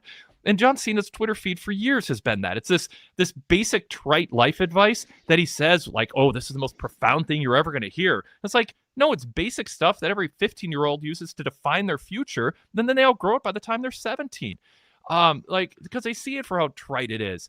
And so, no, Cena he's so wrapped up in his little bubble of celebrityhood, and I'm going to be the guy giving advice, and watch when I unleash myself. Oh, wait till I get into preacher mode. And I'm bored by it. And I don't think the average, as Steve Austin would say, the average working man wants to pay $300 or $150 to watch some super rich guy talk to another super rich guy about how freaking rich the billionaires in WWE are and talk about the metrics. Keep that to yourself and your people who are worried about what yacht and what third home they're going to buy in Europe, and talk about championships and winning freaking matches. I'm so sick of this John Cena right now. And yes, it works with Logan, but I'm watching this and I'm just like, please, let's get back to talking about how the fans are here to watch us fight over a championship and matches, and stop kissing the fans' ass incessantly about we're here to entertain you, and then it's about being accepted in the back. What is this? Stop talking about being accepted by the locker room. That doesn't belong on television. It's just meta, holding a mirror up to yourself, and it's just this I'm watching, and I have this built up in me, but I'm just like, John Cena I just find him a sickening bore right now, who even when he brings it is talking about stuff that is not pertinent or germane to why the working man who worked 40 hours tuned in to watch wrestling for 2 hours. Get over yourself and your billionaire incessant world of keeping track of all these metrics. So there's my rant. That was a good one, dude. Jason. Was awesome. Man, I wasn't kind of expecting that. The question I asked was, well, I had that built up, so I didn't want to get to the hour mark and not do it, and I got past an hour. Good. Fair enough. It's just it comes across like you don't feel like in this feud that Cody's had with John Cena that Cody's come out any better. You feel like Cena could have done a good job putting Cody over more. That's what I was trying to say. Like I just feel like Cody's come out of it and survived it and done what he had to do with this sort of heel turn that nobody asked for. So I feel like Cody's come out unscathed with this. So that's the main thing. And now they're kind of like, let's just forget about this past 6 months with John Cena's heel turn and let's get back on track with him. The crowd's loving him and Cody as the babyface champion. It's almost like they just want to forget about this past 6 months. And Cody's come out relatively unscathed because the fans will kind of just forget about what Cena said about him and all the rest of it, and they'll just move on. But what I said in my 4 to 9 minute rant, whatever it was, it's a blur. 49. No, it wasn't that. Jason, what I said is not impertinent to what you said. It is not unrelated. John Cena's so wrapped up in talking about the culture of the brand. I mean, go celebrate with Vince McMahon and all. I mean, like and think it won't matter. Like with all the stuff that is on record that he did to that poor woman, and don't speak out against it. And it's just like there's this weird little bubble of just. I already said it, but my point is I think that is completely clouding Cena's judgment on what the point of cutting a wrestling promo is. And John Cena, in his lack of graciousness to passing the torch to Cody Rhodes, and I'm sorry, doing the whisper in the ear BS like CM Punk did to the guy now I'm dropping his name, Brady Brody, whoever the guy was he lost to in his first fight, and he like whispered in his ear like he's the veteran giving this guy advice. Like it's just that whole thing is performative, and it's honestly like condescending. Or is it patronizing or both? So he has lost sight of it because he's so wrapped up in this world that he's in now that's so out of touch with the fans. He doesn't know how to talk like a wrestler on a retirement tour who understands in this world for the fans who paid money, they want to see wrestlers who lose a championship not just ignore that it happened and be gracious enough and also aware enough of what Cody Rhodes accomplished to give him credit for it. And again, I'm usually against it, but like say that was a really hard fought back and forth match. Like, and there was nothing. It was just Cena turn the page to the next thing. And so his eye isn't on the things that matter anymore, Jason. And that's why that sparked this rant that was in me. And if you read my TV report at PWTorch, I had this in me because I wrote a commentary on it during the show live. But this is an expanded version of it. So I didn't go off topic, Jason. What you said, and you made it seem like I did, but I didn't. I think my rant is related to Cena not even entering his mind that maybe the way to leave WWE better off is to be gracious to the championship, to Cody, and to the fans who want to pay money to see wrestlers talk about things other than billionaire issues. But in fairness, like he's fighting Logan Paul, right? And you're trying to think of what can he say, because Logan laid things out. He's the one that said that, I'm kind of the $6 billion man. It's because of me. Netflix is paying this money and we're getting on ESPN. And you're trying to think, if you're a babyface coming up against Logan Paul and you want to make the promo sound interesting, in ring, you can't really fault Logan Paul because he has been the best celebrity wrestler that we've probably ever seen as far as him picking up the action and the way he carries himself and even the way he's cutting promos and his facial expressions and the way that he can just come across off the cuff as well. I mean, he's a fantastic professional wrestler personality. So if you're John Cena and you're a babyface and you're coming up against this guy, that's why he mentioned about the influencers, is because you have to sort of take the wind out of Logan's sails. So if Logan's saying that I'm a top influencer and Cena's saying, well, no, you're not. You've got to bring him down a peg, but you can't really do it in ring because Logan's fantastic. So you've got to do it in other ways.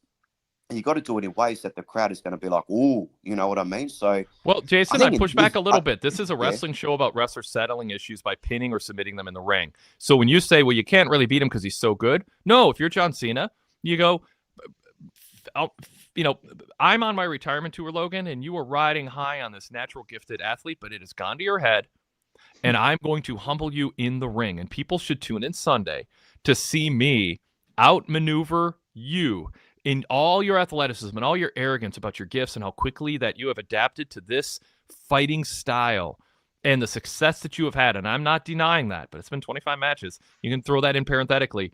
You're going to show up thinking you're going to make a name off of me. I'm going to make sure that you don't.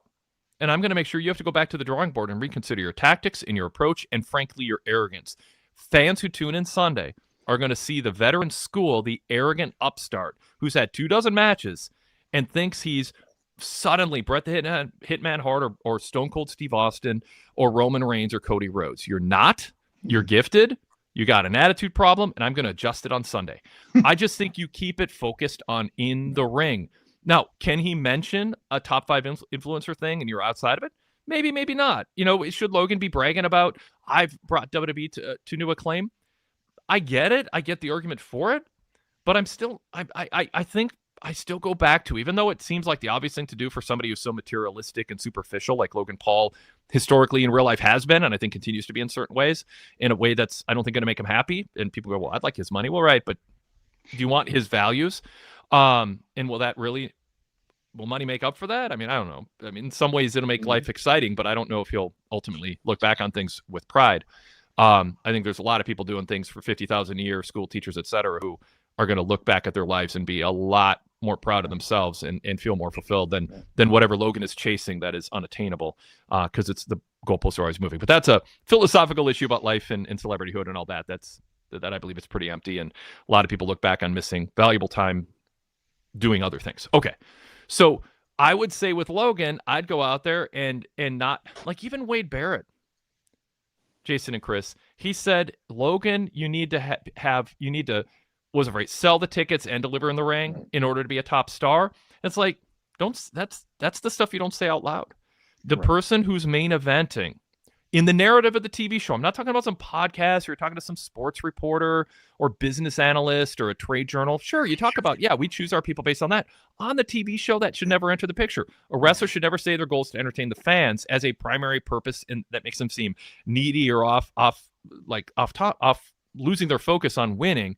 But if you're Wade Barrett talking about what makes Logan Paul work, Wade Barrett should say, I don't care how many tickets you sell and how many eyeballs you bring to the screen because your social media following. If you can't win in the ring, you don't get to main event. Mm-hmm. Like how did we lose that as a core, essential, indisputably, obviously necessary focus to the exclusion of anything else that should be in the narrative structure of the show? From the opening to closing credits, it isn't about ratings or who's charismatic or who sells tickets. That is a byproduct of this immersive world you tell, where what Logan Paul cares about is winning. And what Wade Barrett, even as a heel commentator, should be saying is, Logan can bring all the eyeballs to this as he wants, but they're going to tune out if people might tune in because of Logan Paul, but Logan Paul won't get to main events because people tune in to see him. He's going to get to main events because he beats the best. And he's beaten some good ones, but can he beat Cena? There's a way to tie it all in, to get people excited about an actual wrestling match. Don't resign yourself, Jason, to the notion that, well, Logan Paul's an interloper from the outside and you got to talk about the business stuff and the metrics. No, you don't. They think they do. You might be reinforcing that belief. I strongly believe there's a better path to take that is a little bit more challenging and maybe a little less fun for people in the 100 millionaire club. But for the average person buying tickets to a wrestling show, WWE's starting to tell stories that I think is going to drive people away. Yeah, look, I see what you're saying, right? But I don't have an issue with Logan bringing this up because it is part of his brand and it is a way to get heat. Like, he can say these outlandish things and overreact. And then Cena brought him back down to earth to saying, it's more about the people. And I see what you're saying about how Cena could have said, I'm going to school you in the ring. You think you're Stone Cold Steve Austin and Bret the Hitman Hart. But I've got to be honest with you, Wade. If I heard John Cena say that, and I know they call him the greatest of all time, I'm not going to kind of buy into that. Like, rightly or wrongly, I kind of believe what John Cena was talking about today. And it's funny, he's been to his authentic self, talking about all these other things and not really what's happening in the ring. So, and I know it's going to annoy you, but I don't need to hear that from John Cena. However, if this was Gunther or CM Punk facing Logan Paul, I wouldn't want them talking about that. I would want them talking about taking Logan Paul to school in the ring and showing him what they could do, especially Gunther, because that's more germane to their character and authentic to their constitution.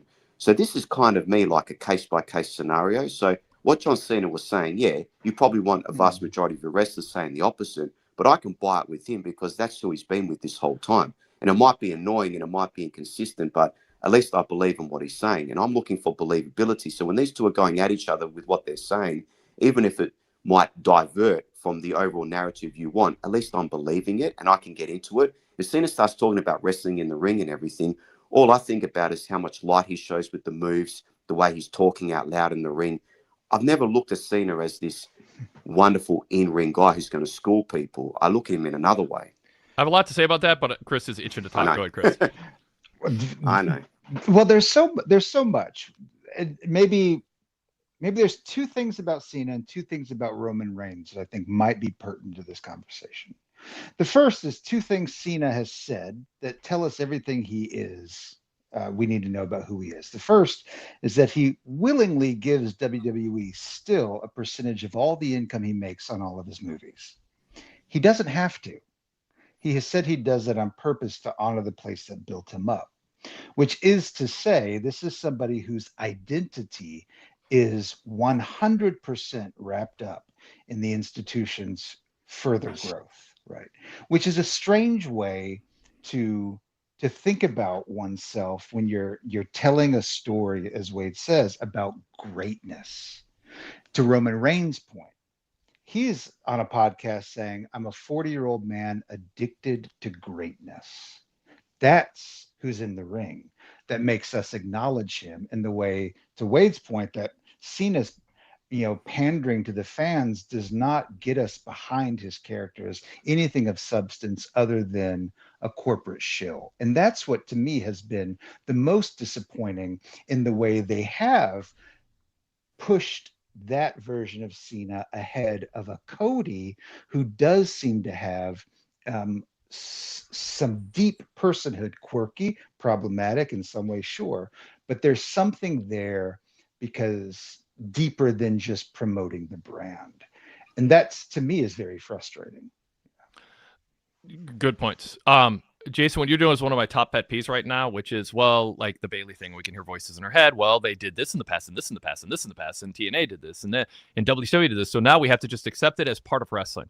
So no, I don't know. I'm going to continue to complain about things, and if dumb things are done over 18 times over 18 years, in the 19th year, I'm not going to go, well, let's just go. It's part of wrestling now. We accept it. I don't believe because John Cena isn't a great wrestler in the ring that he should now shift his focus to not talking about being great in the ring, because according to the narrative of WWE, he is great in the ring. In fact, we're told he's the best ever. He has held the world title a record number of times. Michael Cole says he is the GOAT.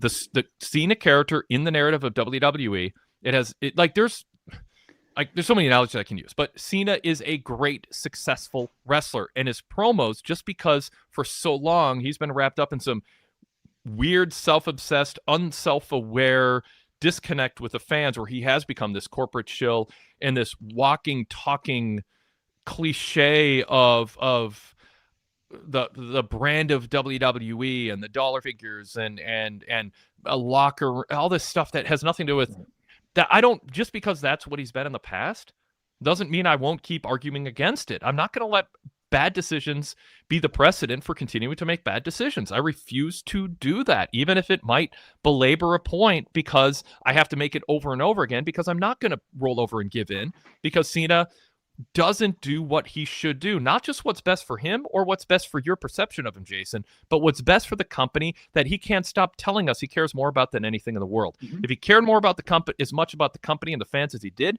he'd stop talking on air about how much he cares about the company and the fans, because that's him putting himself over. That's not putting the fans over. It's not putting the company over. It's putting himself over for how much he cares about the company and the locker room and the fans. It's selfish, and it's this selfishness masked as graciousness. But every chance Cody has, or Cena has, to actually be gracious, he's not. Every chance he has to actually serve the fans by sticking to a narrative, he doesn't. And he does it because he's obsessed with talking about how great he is at caring about the fans, caring about the brand, caring about the locker room. And so, no, I'm not going to sit here and go, well, we have to give Cena and Logan a separate set of rules when there is a promo waiting to happen that is talking about a fight and John Cena believing he still has it and bringing it to Logan. And he should own his heel run, by the way, and say, did I hit some low blows and use some underhanded tactics to win? And might people hold that against me? And do I have some self-doubt about whether I can beat you in your prime? Maybe, maybe not. I'm not going to tell you, Logan. Because you know what? I think I'm in your head. And I think I'm going to beat you on Sunday. And it might be the last big win I have against somebody in their prime in my career. It might be. But I'm bringing everything I have. And I want you to never live down the day you lost to John Cena on his retirement tour and you thought you were already better than me. After 2 dozen matches, you're not. There is a way, again, there's a way for Cena to deliver that and sell the match instead of sell himself as a brand ambassador. I'm so sick of it. Well, and I've written about this. What gets me even more is that they still call him the last real champion, which means by definition, the one who followed him is false, which goes to, Wade, your point, that if you're going to continue to bill yourself as the last real champion, that it behooves you to make your narrative about your reasonings to still claim that you're a real champion. And that goes into the, how could this have been more of a Logan-esque run for John Cena, going out a bit older, but putting everything on the line for something that freaking matters, right? That would have been better than what we got tonight, which was John Cena still thinking thugonomics plays in 2025, right? It doesn't in the way he thinks it does. Yeah. A lot of what Cena's doing right now is what Logan it's meta masked as a battle rap or a promo battle, and it's like, I can out talk you, and that's when Cena gets excited. So what Cena does, he gets excited about out-dueling somebody who's known to be a good talker. That's why he stepped up for CM Punk. That's why he stepped up here against Logan the last 2 weeks. And his delivery and his enthusiasm, I get why some people who aren't thinking about wrestling the way I do, or they've been just indoctrinated into WWE's framing of things, I get it. I'm just here to push back against it. Like CJ in the chat said, Wade, in all due respect, nobody has a problem with Bayley's hearing her voices in her head except you. Well, first of all, that's not true. So maybe listen to better people during the week and read better people during the week, CJ. In all honesty, if you are listening to people who think that that's okay and are justifying it, expand or change who you're listening to and reading to. But I'll say this. If I'm the only one, listen to what I'm saying. Can you make an argument against it? Can you really make an argument against how stupid it is? And I'm not the only one. I mean, Todd Martin has been against it both last 2 weeks. Also, and so listen to the fix. You'll learn a lot. But I am okay if I'm the only voice, if I believe in what I'm saying, and I don't want you to respond to me being the only voice that you hear saying something with, well, you're the only one saying it, with all due respect. What I want you to do, and this applies to everybody, respond to my argument. Don't respond to the vote count of how many people you choose to listen to who are saying something. Respond to my point, which is it's stupid that we can hear voices in our head. There's no way that wrestling normally frames itself where that makes any sense. It's hack. So if an argument against something that I believe to be self-evidently true is not you're the only one saying it. CJ's like, sorry, Wade, we cool. CJ, I'm not against you. I'm against that argument that, well, since you're in the minority, you're wrong. Or since you're in the minority, I'm not going to speak to the merits of your argument. Let's speak to the merits of my argument. Maybe I have had strong opinions on things. And then someone goes, oh, guess what, Wade, what about that? And I'm like, oh, crap. I hadn't thought about that. Can I rewind life 10 minutes? I just ranted about something and I hadn't thought of that. That happens sometimes. Bring it. And by the way, if you want to bring it up all the time to me, fair enough. If that's how you want, if the time that I got caught, but bring a battle of arguments and merits, not the popularity contest. So Jason, John Cena saying stuff that's self-centered and not about winning matches. Maybe that you're just resigned to that's the only thing you can do. I think I have illustrated, as a guy who's never cut a wrestling promo in the ring, some ideas about how you can fit the Cena character, the Logan character, the dynamic that you like about them, but still have it centered around, we're here to wrestle. And the only reason Cena should be putting on the wrestling boots and trunks, he doesn't, but is that he feels he can take Logan down in the ring, because that's what they're asking you to tune into on Sunday, is to watch a fight. The bell rings and they're fighting, and the outcome of matches is what we're all here to see. When you start conceding that you have a top main event wrestler who can't cut a promo about that because no one will believe it because his punches are bad, that is not the narrative story about him.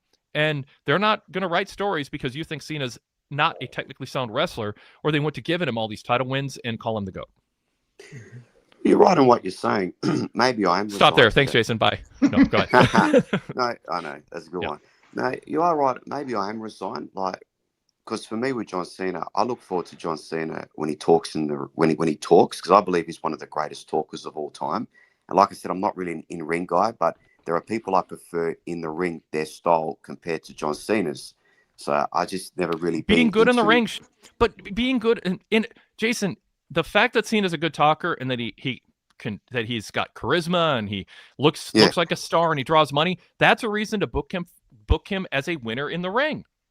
But the fact that his matches don't match up, his natural athleticism is goofy and clumsy and cloddish, doesn't matter if he's drawing money. And so that shouldn't be part of the narrative, and it should not steer what he says in his promos.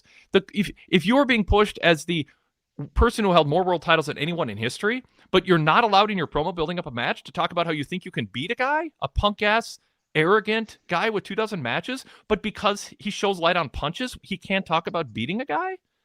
You're getting wrapped up in this 20 years of bad resigning yourself to the meta world, and you think, well, because people say something on social media, that's to dictate how we tell our stories on the air. Don't resign yourself to that, Jason. You know better than that. Yeah, but isn't that just that's not for everyone. That's just for John Cena. There are some people who like I said, you're not going to agree with what I'm saying. It might be annoying. I just have in my mind certain rules for some. There's some disappointed. There's rules. I know, but for me, there's certain rules for some wrestlers that I'm like, yeah, that's okay, and there's certain rules for others. So that's just the way I look at it. With John Cena and Logan Paul, I'm more excited about their promos and how they're facing off against and what they're saying and what they're doing in the ring. But they're not having a match to get you to buy a promo. They're having a promo to get you to buy a match. The promo should be about getting you to buy the match. But I'm going to watch it anyway. I know. I'm sounding defeated. Yeah. But now you're talking too much about yourself and not what's best for the industry and what makes sense for the integrity of the product itself. That's where people go. People there other matches on the card. But there's other matches on the card that's like Roman and Bronson Reed. I'm intrigued to see what happens in the ring with that. I want to see these two behemoths. Yes, that I'm looking forward to that. You're getting wrapped up in the notion that an entertaining match should dictate whether somebody in their promo talks about winning a match being important. It's nonsense. That's a completely there's no connection between those two things. In your world as a fan, there is, but we don't. The Torch realm is not one that talks about let's dictate what a promo content is based on my personal opinion, whether they're gonna have a good match. We don't do that here. That's for other places. Where they think, well, it's all about me, and why push a guy if I don't like his matches? Because other things go into it other than your personal preferences, and you're arguing against a fundamentally timeless, universal rule, which is promos should be about whether I can beat you in the ring and how humiliated I want to make a heel feel for losing. And you're saying, well, we can't have that because I'm looking forward to another match more than John Cena's wrestling. You know better than that, Jason. That doesn't counter anything I've said, and it shouldn't be an argument a promoter uses if they want to draw money. I agree with what you're saying overall. I'm just saying, with Logan and Cena, right?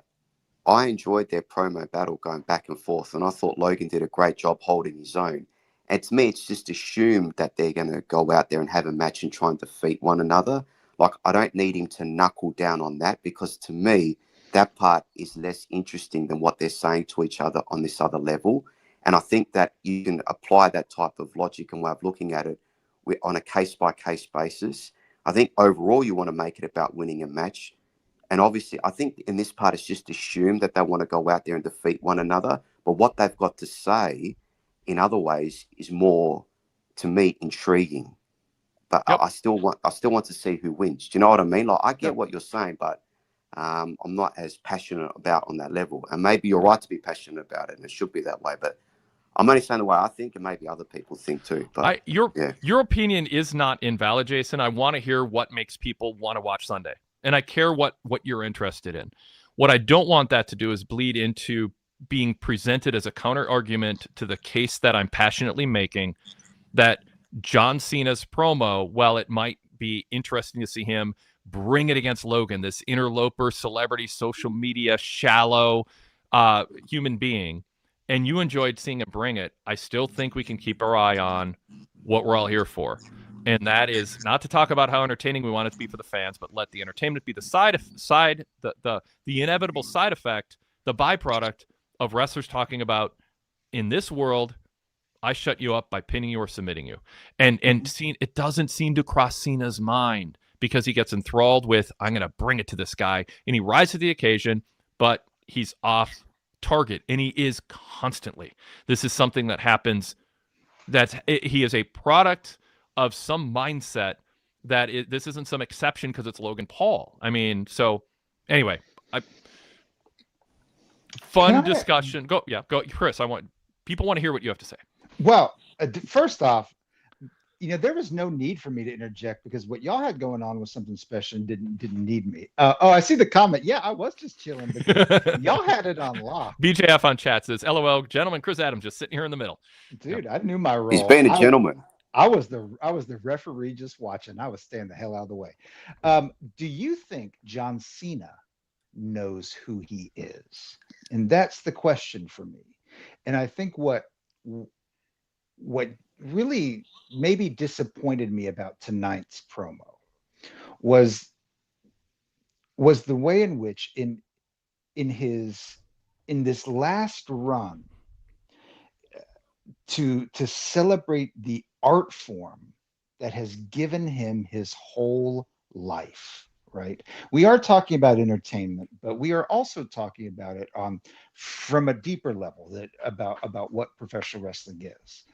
He could have chosen to find a way to substantially give it back to promote the art form, the in-ring work, the combat, all of this conversation as the most important piece of what happens, rather than the personality aspect, which is important, but is ultimately not what we're all there for.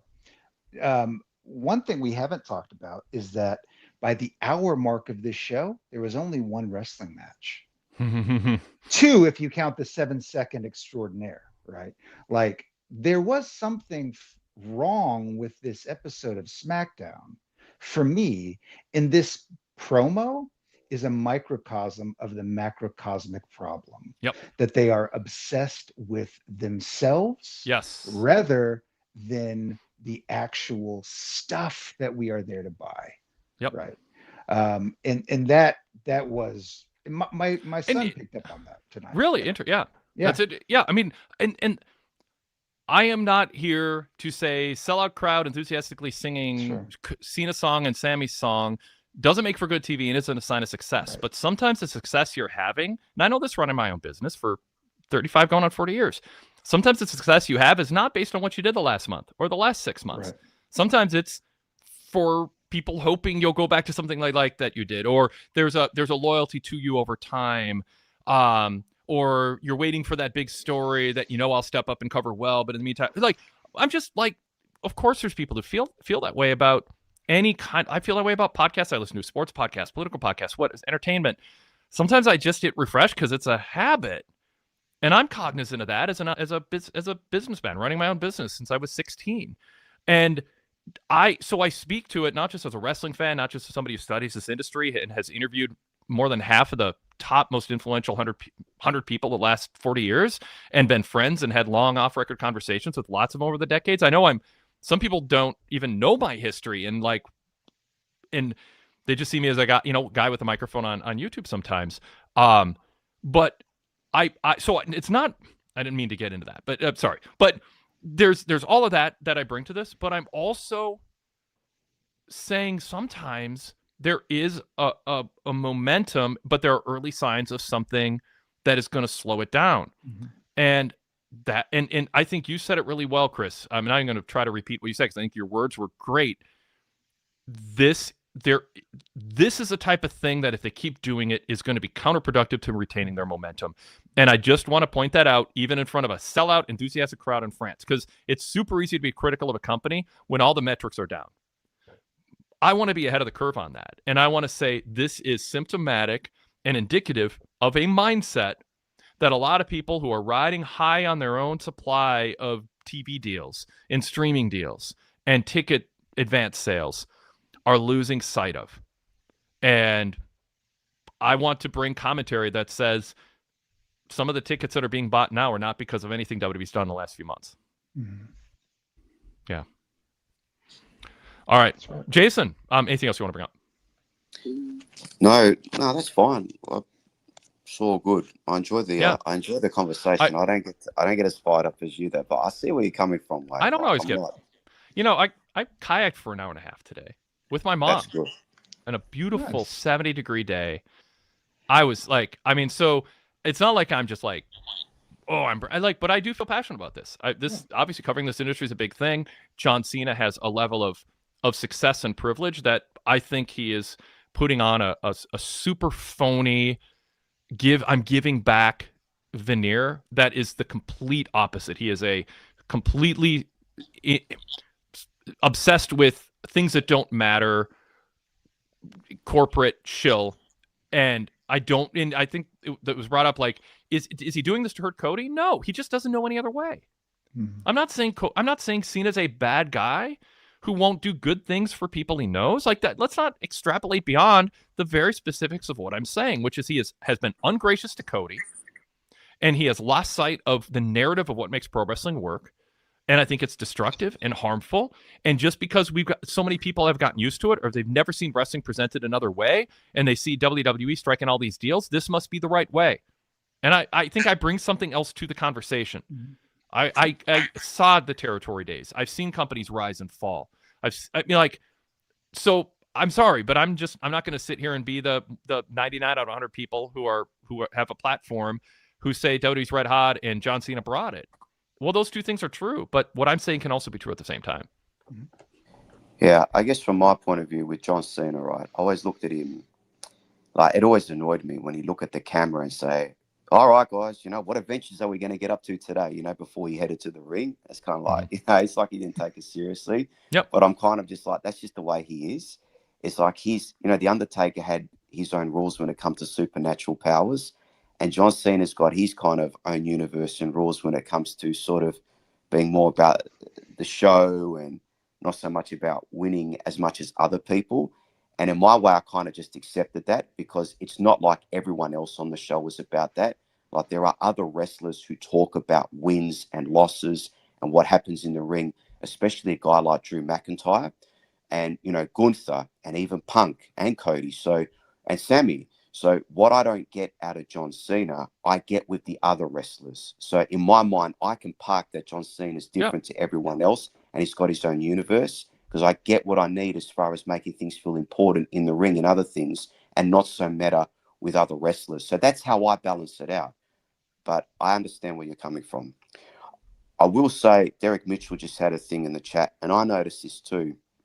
When Cena went up to that young gentleman, who he ripped into at Belgium and he was there, man, and this just speaks to society. Like the young kid had his phone out trying to capture the moment. And I was like, young man, put the phone away. This is a magic moment. Like you'll be able to see it again on TV. Like, don't worry about your phone. You got John Cena there. Like, I thought the same thing. And that's you know what I mean? And Wade, I tell you this, right? I got to see Prince perform here in Perth 2 months before he passed away. Wow. And it was so great because no one was allowed to use their phone. So we were just there reveling in this guy's musical genius. And I felt so fortunate for that. And I wish people just enough with the phones and trying to, all this stuff's going to be on YouTube anyway. It's going to be on TV. Like just enjoy the moment. And that's what I'm going to do when I go to these 3 events coming up in Perth. I'm not going to worry about my phone. I'm just going to sit there. I hardly ever get to see them live. I'm going to take it all in. And just take it all in, like as we should. And these phones, it's just so annoying. But yeah, that's another point that I think we can all agree on. Yeah, I take photos my camera roll is a diary of my life. I take photos all the time. I try to get photos that are where people know. I try to get capture just a moment in time, and I don't post any of them online. And I don't want to brag about my life. I don't want to like make people feel bad about the day they're having because I'm having a good day. I don't want people to be proud of me because I did something cool. It's for me. It's for people I care about, and it's for me in the future to look back and relive memories. But I don't put my life on social media because I don't need likes to validate me having a good day or being proud of myself. I don't have a problem with people who do that either. I mean, I think there's some people who get wrapped up in the image of it and all, but for me, I've found that isn't important for me. But my camera's out all the time because almost every day of my life has some photo evidence of what I've done because I want to be able to kind of look back and go, oh, that's what I was doing 5 years ago today, or those are some fun memories. But I'm saying that because like I don't want to nod along here and then have someone see me in public taking photos and be like, oh, look at the hypocrite. I do, but I don't do them to post, and I don't do it to try to lose focus on the moment in time. Although I'm certainly guilty of that too. But I'm with you on concerts, like people who are just holding up their phone. I mean, I've done that, and it's like I've never looked back at any of that stuff. Mm-mm. You know, the Exactly. watching, like be present in that moment, and yeah, if you're that kid, for sure, yeah. Anyway. Good on him, though. I mean, it was a cool moment for Cena to recognize that, because that made, people were like, this poor kid's getting hammered by Cena. For him to do that was really cool. Yeah, it's cool. I will say, and it is more cool than not, but it fits the theme of everything Cena did. He did to put himself over. Yeah. Look at how great I'm going to make a big spectacle of this. He could have just done it, not made a big spectacle of it. Like, so it's not inconsistent with me suggesting people look at Cena's promos through the lens of when he's saying he's putting other people over, the brand, his opponent, sort of his opponent, he doesn't really do that, the crowd, his loyalty to the brand, wanting to entertain the fans. It all is something. It's throwing not a horseshoe, a boomerang. I should have gone to you, Jason, for this one. It's the boomerang. It's throwing something out that makes it look like you're being gracious, but it's just so it comes back to you. And there's so much of what Cena does is that I don't think he's self-aware of it. I don't think he does it maliciously, but I think he's wired that way, and I think he should be called out for it. I think we should look at it through that lens and not give him credit that's not due him, because I don't think he's being gracious, and I don't think he has been on this tour. Yeah. Fair enough. Cool. All right. Good conversation. Thanks, Jason. That's glad I got everything. On the podcast side, we're all. Well, I don't know if Jason's smiling, but Chris and I are smiling. I'm smiling. I'm smiling. I'm smiling. I know I'm probably never going to put my face on because now it's becoming an ongoing gimmick. So I'm just going to stick with the blank Jason, page. I hear through the grapevine that everybody thinks that you are better off not showing your face. It's that people think the worst now. So I'm not saying that is fair, and I'm not saying it should motivate you to show your face to prove these nasty people wrong. But people are saying there's a reason you're not showing your face. Many people are saying. Yes. Many people are saying, exactly. Are y'all having a promo battle right now? No, that's what it feels like. I'm slightly trying to go Jason into showing his face by making it seem like there's he can show up all these imaginary people. I'm saying who say, well, that's right. We know why. I'm not going to take the bait. I know where you're going. Yeah, I know. I don't know. I'm more for you not showing your face out of spite than showing your face to get back in imaginary people who are. Yeah, I'd like to think I'm kind of a cross between Gunther and Austin Theory. So put it that way. That's what I imagine. Yep, that's what I always imagine. I'll leave it at that. Anyway, good conversation, guys. You know what? Enjoy the chat too. Jason, go to AI, put up a picture of those two, tell them to blend them, and then make that your face icon next time you call up. A Gunther Theory hybrid. No, I'm against AI. No, now you get me fired up with you with Cena. I'm fired up against AI, so don't let me go there. Round two, y'all. Round two. All right. Thanks, Jason. Take it easy, guys. Bye. Yep. Take care. All right, so chat, believe it or not, was alive. We're doing that. So let's throw up a few chat comments here. Dr. Doom says, Wade and gentlemen, Chris, do y'all have a problem with Cena continuously referring to himself as the last real champion? 100% I do. Yeah. The ring announcer, like the scripted ring announcer stuff. The scripted ring announcer piece, because that also feels just a strange decision by the company themselves to insist on that. as the continued presentation. I don't get. It's like when Triple H said, Undertaker, you and I are the last of the Smash Mouth wrestlers. It's like, you're going to be running this company, and, like, you want the company, like, yeah, everything after us is going to be downhill from here. Right. Like, It's really? all That sucks, you y'all. did, how freaking, like, self-involved, obsessed, and oblivious are you to say something that you may believe to be true? And it might get Kevin Nash text you and go, Scott Hall, thank you. Oh, snicker, that was great. Right. Look what you did to those young guys who don't understand the business like we do. You can be right, but also be wrong, at the same time, to draw attention to it. Brock Bennyfield says Cody will be a face for life, but he's been a poorly booked as face champion. Derek Mitchell says, I think Cody enjoys being a baby face and being addressed as a quarterback of the team. I do too. I'm going to get to the Cena stuff here, but I want to go chronologically or I'll not get these up. Cody also portrayed a corny character with a shelf life. Cena pulled it off for like a decade, but this is a much different environment with social media. I don't think that is inevitable. I get it. I mean, I pause because there is something kind of corny about Cody, but it's different than with Cena. And this goes to what we were saying earlier. Cody is authentically kind of corny. I mean, I don't think that's a perfect word. It's not the perfect adjective, but to share, there's an overlap with Cena and Cody that has some corniness to it. But there was a corporate chill inauthenticity to Cena that caused him to be booed. And some of it's era, context, everything. Cena didn't go to AEW and then come back to the home brand. Cody did. He had a lot of things working for him. Lessons were learned with Cena. I mean, there's always differences that contribute to this. But ultimately, Cody comes across as a guy who genuinely loves wrestling. His dad was in it. He didn't get pushed right out of the gate. He loves the business, and Cody takes wrestling as seriously, Chris, as the ardent fans who think and talk and write about wrestling all the time. Cena comes across as a guy who's marketing himself to sell the most merchandise and make the most money. And he's checking all the metrics. And I think Cody checks the metrics too. I mean, for sure. But Cena's character comes across, I think, to everyone but the kids who didn't know any better, and that's fine,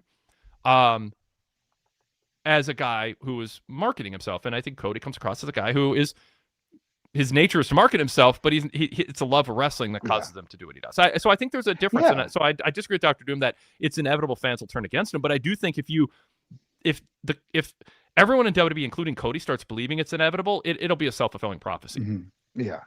Well, to the metrics piece, you've got to have metrics. It's a publicly traded company. We can start there, even privately, right? Like you want to make money. We all know it's been like that since the beginning. However, I think Cody looks at the metrics and says, being a great professional wrestler is necessary to have these metrics be the best they can be. It seems Cena would see wrestling as not a necessary condition for metrics to be great. But yeah, you could be a great wrestler, but you know what? If you're not, you can still have the best metrics around. And that comes across in how they present themselves. And that goes back to the conversation you and Jason were having, right? Yep. Cena does not seem to believe in the craft so much so as he believes in the machine, which I think he is convinced is the best version of professional wrestling that's ever been, right? WWE. Yeah. Or yes, but a nuanced yes, in the sense that I think John Cena is a product of his character is a product of a lot of conversations with Vince McMahon. Yeah. And it comes from the business side, as opposed to a lot of conversations with fellow wrestlers who are peers, who are clawing and scratching on the indie scene, working. I don't know. I mean, that's a whole, we're down to 10 minutes. That's a whole other topic, but I think there's something to it. But I think Cena's a product of the conversations he's had in the world that he got dropped into. And by the way, if someone's never heard me before and then someone says, oh, you should watch this guy rant about Cena, I think he makes some good points, or he makes some crazy points that I can't believe he has a platform, whatever. I have defended Cody or Cena. I keep saying, I don't like two 4-letter names that start with C. I interchange them if I'm on a roll. I have defended Cena as essential to the corporate acceptance of WWE. And not that somebody else, when I say essential, it's not like he's the only one, but like for all his faults, John Cena brought a stability, a friendly face, a kid-friendly, aura to a brand that was so damaged. If you didn't live through that 98 to 2008, it's a little smaller than that, but like there was this like the celebrating of like Bud Light or Coca-Cola being a sponsor, like for WWE. They didn't get top tier sponsors, and they were the subject of scandalous headline stories left and right.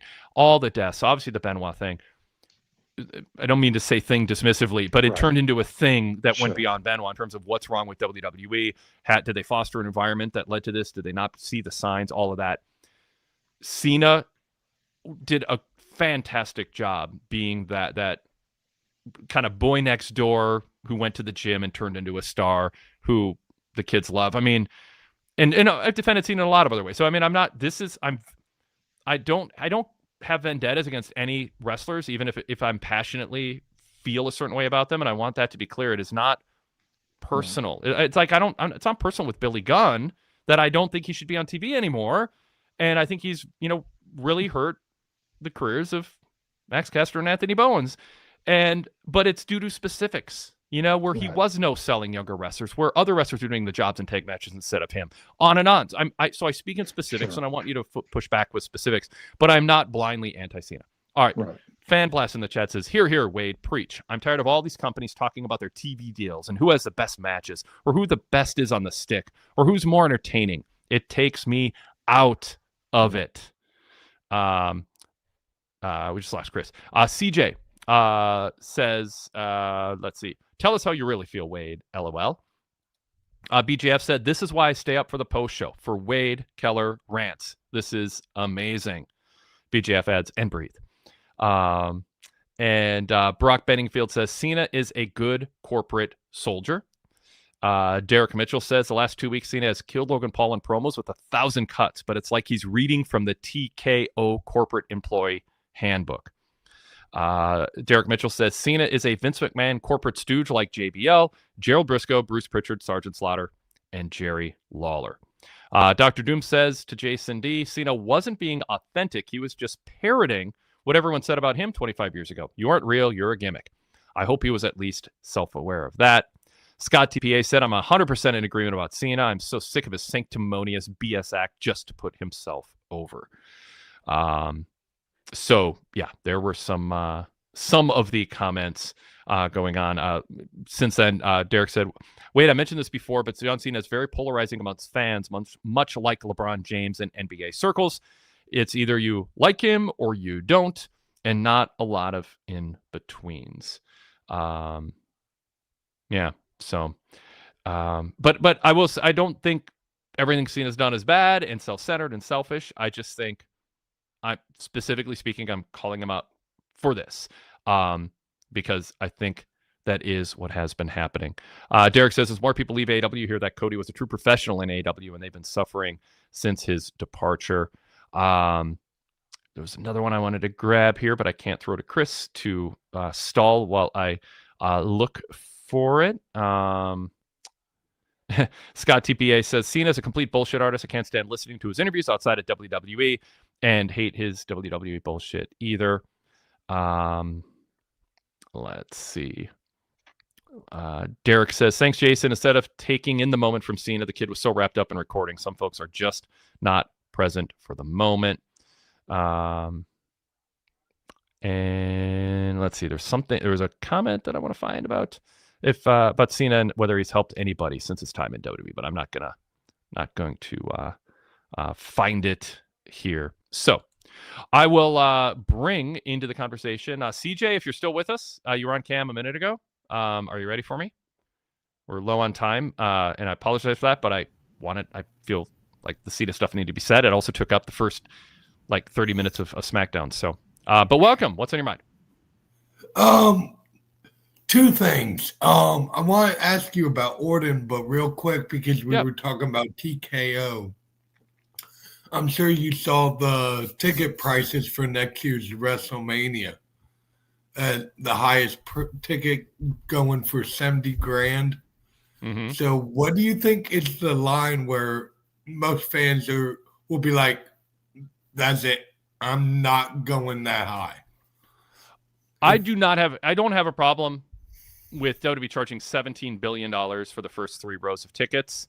If they can sell them at that price, fine, and then you have to buy a 4th row ticket for a reasonable price or a lower bowl ticket. I mean, if WWE is going to charge what they can charge, and as much as I'm like lament certain corporate things here, as long as fans are willing to pay the price, then that means if WWE doesn't charge for it, there's going to be a middleman who does. There's going to be a ticket broker who gets a profit that should be going, I'll say it, to the people running TKO in addition to the wrestlers who are putting on the show. So if someone's willing to pay it, it should go directly to WWE and not to some ticket broker who resells it. I agree. So where do you see Randy Orton going after this PLE? I don't know. I mean, I really don't know. I think he's a utility guy. They can use him in so many different ways. I think, and again, there's a lot on SmackDown we haven't gotten to, and we're not going to in the next like 3 minutes we have in our window here. But Randy listening and saying that's interesting about Cody, I find interesting. I mean, he's there to put Drew McIntyre over. I mean, Drew's on the ascent and Randy is bulletproof. Randy's going to be a legend, but he's had his top, matches. I mean, he doesn't, so he can go down the card a little bit. And I wouldn't be shocked if he ends up in a tag team feud. I wouldn't be shocked if he goes after a secondary title. He can feud with top of the second tier guy and give him a rub along the way. I mean, I don't think there's, do you ask the question because there's something specific in mind that you think? Because I don't really have that in mind. I would think maybe against Cody, but they're both baby faces right now. Yeah. Well, anyway, just so we're short on time, CJ, if you have other things to bring up, I'm sorry that we brought you on so late. We don't always do that when we have more time. But let's talk about what happened on tonight's show. Anything else you want to bring up? I think I'm good. Oh, okay. I didn't mean to rush you. If you had multiple topics, I didn't want to cut you off if you brought up a second thing. Do you like the Drew Randy feud? Like, do you like the way they're building it up? Yes, I do. It's just Drew is not a real baby face. So I don't know, because he, like what he did to Punk last year, that's not baby face behavior, saying he was happy he injured him. Mm-hmm. So, like, shouldn't they actually turn him heel if they want him to be heel? Well, they want Drew to be a heel, but he is saying things that ring true, and that's his gimmick. But I think he has been artful in spinning things and framing things where there's a truth that he leans into, but in the end, he still comes across as unlikable. And I think that second part is essential, and he's doing it against people. Like, there's a hypocrisy, CJ, of Drew saying, Cody is saying things out of his own self-interest to you, when that's exactly what Drew is doing to Randy. So there has to be something about Drew where in the end, you still don't like him. And I think it's a tightrope. I mean, it is a line that they're walking successfully, but barely. And then I'm intrigued with, gloating about hurting Cody is enough of a foundation for him to be the heel. Do you have an update on Cody? I haven't heard from him. So anything he says after that, he's still a heel. And Brock Bennyfield says in the chat, Drew is brilliant. By the way, I have to say, there's a comment spurred this, CJ. Nick Aldis said, you got to stop beating up security guys. He brought up, somebody actually showed sympathy, and it should be the guy who hired him, which ostensibly in the storyline is Nick Aldis, and Nick Aldis told Randy, you can't be beating up security guys. So I'm happy. I feel like a step in the right direction that these poor guys who just get beat up indiscriminately and nobody thinks twice about it. Nick Aldis brought that up. Secondly, I don't know if I missed it. Did Montez Ford, CJ, do you remember, do a dive tonight? Did you see the match? No, I didn't. I missed it. Okay, fair enough. Chat, if you're still with us, and we're going to sign off here in a few seconds, but I'm not sure, because I had said in recent days, I dare Montez Ford to do a match where he doesn't do a running dive outside the ring, a flip dive, and act like, I've earned my paycheck. And there was some intriguing stuff tonight with them. With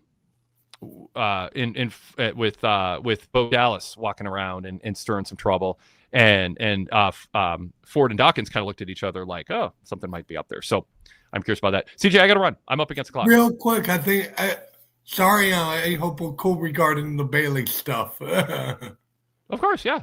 Yeah. Yep. All right. Have a good weekend. I got to sign off. Thank you, everybody. Sorry, Chris had to go. Everybody, go VIP if you want to hear history of me covering this wrestling industry. It's all there with a VIP membership. PWTorch.com/go-VIP. PWTorch.com/go-VIP gives you all the details. Thanks, everybody. We'll see you for our full coverage Sunday of Clash in Paris, and I'll be back also Monday night, of course, here on the post show.